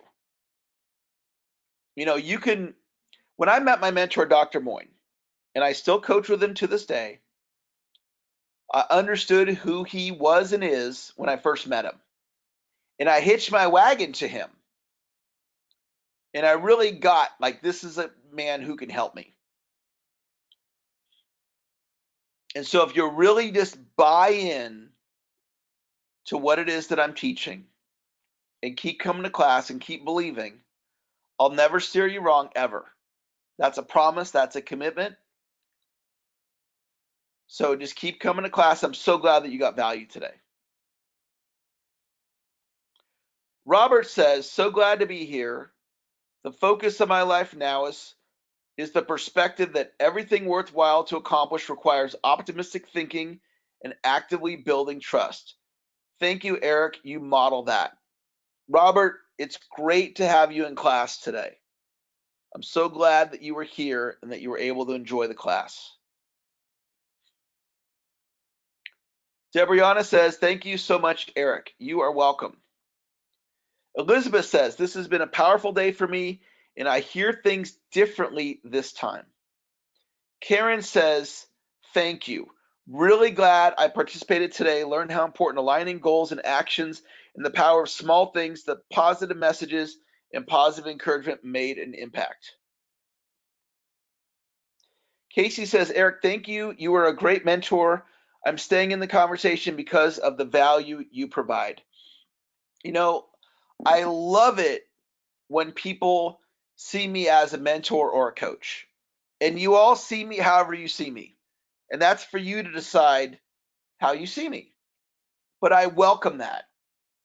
I welcome just role modeling success for people and teaching the success principles in a way that you can embrace them and that there's trust here. That you and I in our relationship, whatever your relationship is with me, that you can trust that, I value our relationship and showing up in a way where I earn your trust. So I'm so glad, Casey, that you got value today. Nancy says, I'm about to turn 30 next year and haven't really ever thought about planning my life for the next 20 years. With the tools you shared, I would like to be more intentional with my actions, choices, and associations for 2020. Nancy, that is just music to my ears because of the compounding effect of knowledge. when you're intentional with your associations, with your goals, with your actions. I mean, especially like, I don't know you personally, so I don't know what your views are on investing financially. But one of the things about money is money compounds. So $5,000 invested correctly this year for you, Nancy, at age 40 is worth 10,000. At 50, it's worth 20,000. 60, it's worth 40,000, and 70, it's worth 80,000. Isn't that mind-blowing? A one-time $5,000 investment is worth $80,000 when you're 70. Well, if you do it again at age 31, at 71, you got another 80,000. And if you do it again at 32, at 72, that's another 80,000. That's $250,000 right there. And there's no limit on 5,000. So you can invest more and very predictably become a millionaire if that's what you want. Your health compounds, your wealth compounds, your skill sets compound. And I want you to believe, Nancy, that you can acquire any skill set that you want. If you want to do webinars, if you want to publish articles, if you want to write a book, if you want to become a great leader, if you want to learn how to recruit, if you want to learn how to hire, if you want to learn how to close, if you want to learn how to lead generate, it's all learned skills. And with your age, and with professional coaching, sky's the limit for you. So I'm so glad that you resonate with today's message and that you found it valuable. See, I absolutely want to provide motivation, but we also need the skills. And that's what's nice about what we covered today. It wasn't just a pump up and then because look, you get pumped up and excited. Look, that wears off after a couple days. But the skills, they never leave you. Wonderful. Wilma says, goal setting is the key. My actions will be in alignment of my goals. I know that if I take daily actions and stay with you 15 minutes to an hour daily, it can only be win-win. Thank you, Eric. This was a great day. All right. So Wilma's kind of accelerating it. I'm asking for 15 minutes to an hour a week. But look, if you do more, you accelerate more. 15 minutes to an hour daily. Think of it like this. If you do it with me weekly, that's 52 15 minutes to an hours. If you do it daily, we're talking about 250. If you did it 5 days a week, it's just going to accelerate you. The reason why I don't say 15 minutes to an hour a day, that's your guys' choice. You do however much or as little as you want. The reason I don't say it daily is I don't want to overwhelm you. But if you do it like Wilma, you're going to accelerate it. I've invested thousands of hours in my education. Well over 10,000. But I also want what's doable. And I would rather have you consistently plugging in weekly than overwhelming you. To me, the key is the ongoing consistency, because that's what I've done in my career. Blanca says, amazing course, loved it. Thank you very much, Coach Eric. Great way to improve my 2020. Right, we'll do a couple more shares. Meg says, Eric, I would like to acknowledge you for your generosity of knowledge, heart, and spirit. In a short time, I've had the experience of you being the ripple effect of love. In gratitude and excited for 2020 and the next 20 years. Thank you for that, Meg. When we are generous in our businesses and in life, all that's going to do, guys, it's going to make you more attractive to others. So my generosity, it's an expression of my beingness, and it also helps me to build a successful business. So it's all just win-win. Allison says, thank you for your time and sharing these awesome tips in setting my goals. This person says, I was going to listen in for an hour. I ended up staying for the whole show, canceling my appointments I had. Priceless. Thank you. You are a straight shooter. I value everything you said. That is quite a compliment. Thank you for that. I appreciate your words and thank you. I'm glad that you received my intention of today, which was to add value. Marlo says, Eric, thank you. By the way, the last Friday in 2020 is Christmas. Okay. All right. Let me say this. We're not going to be here on Christmas. So let me just look at the calendar here real quick.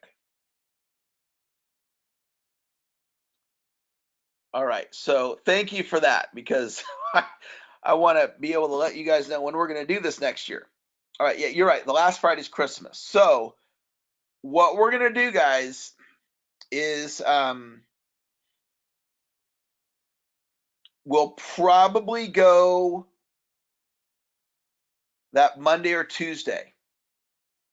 That Monday, Tuesday, or Wednesday. It won't be New Year's Eve, because New Year's Eve, everybody's getting ready to go party. Okay. So I'll let you guys know. It likely will be that last Monday or Tuesday. So 28 or 29, and just you'll have to make a note of that. But yeah, we don't want to be here on Christmas, because obviously, look, that's we need to be with our families for those of us that are celebrating Christmas. Marlo, thank you for that.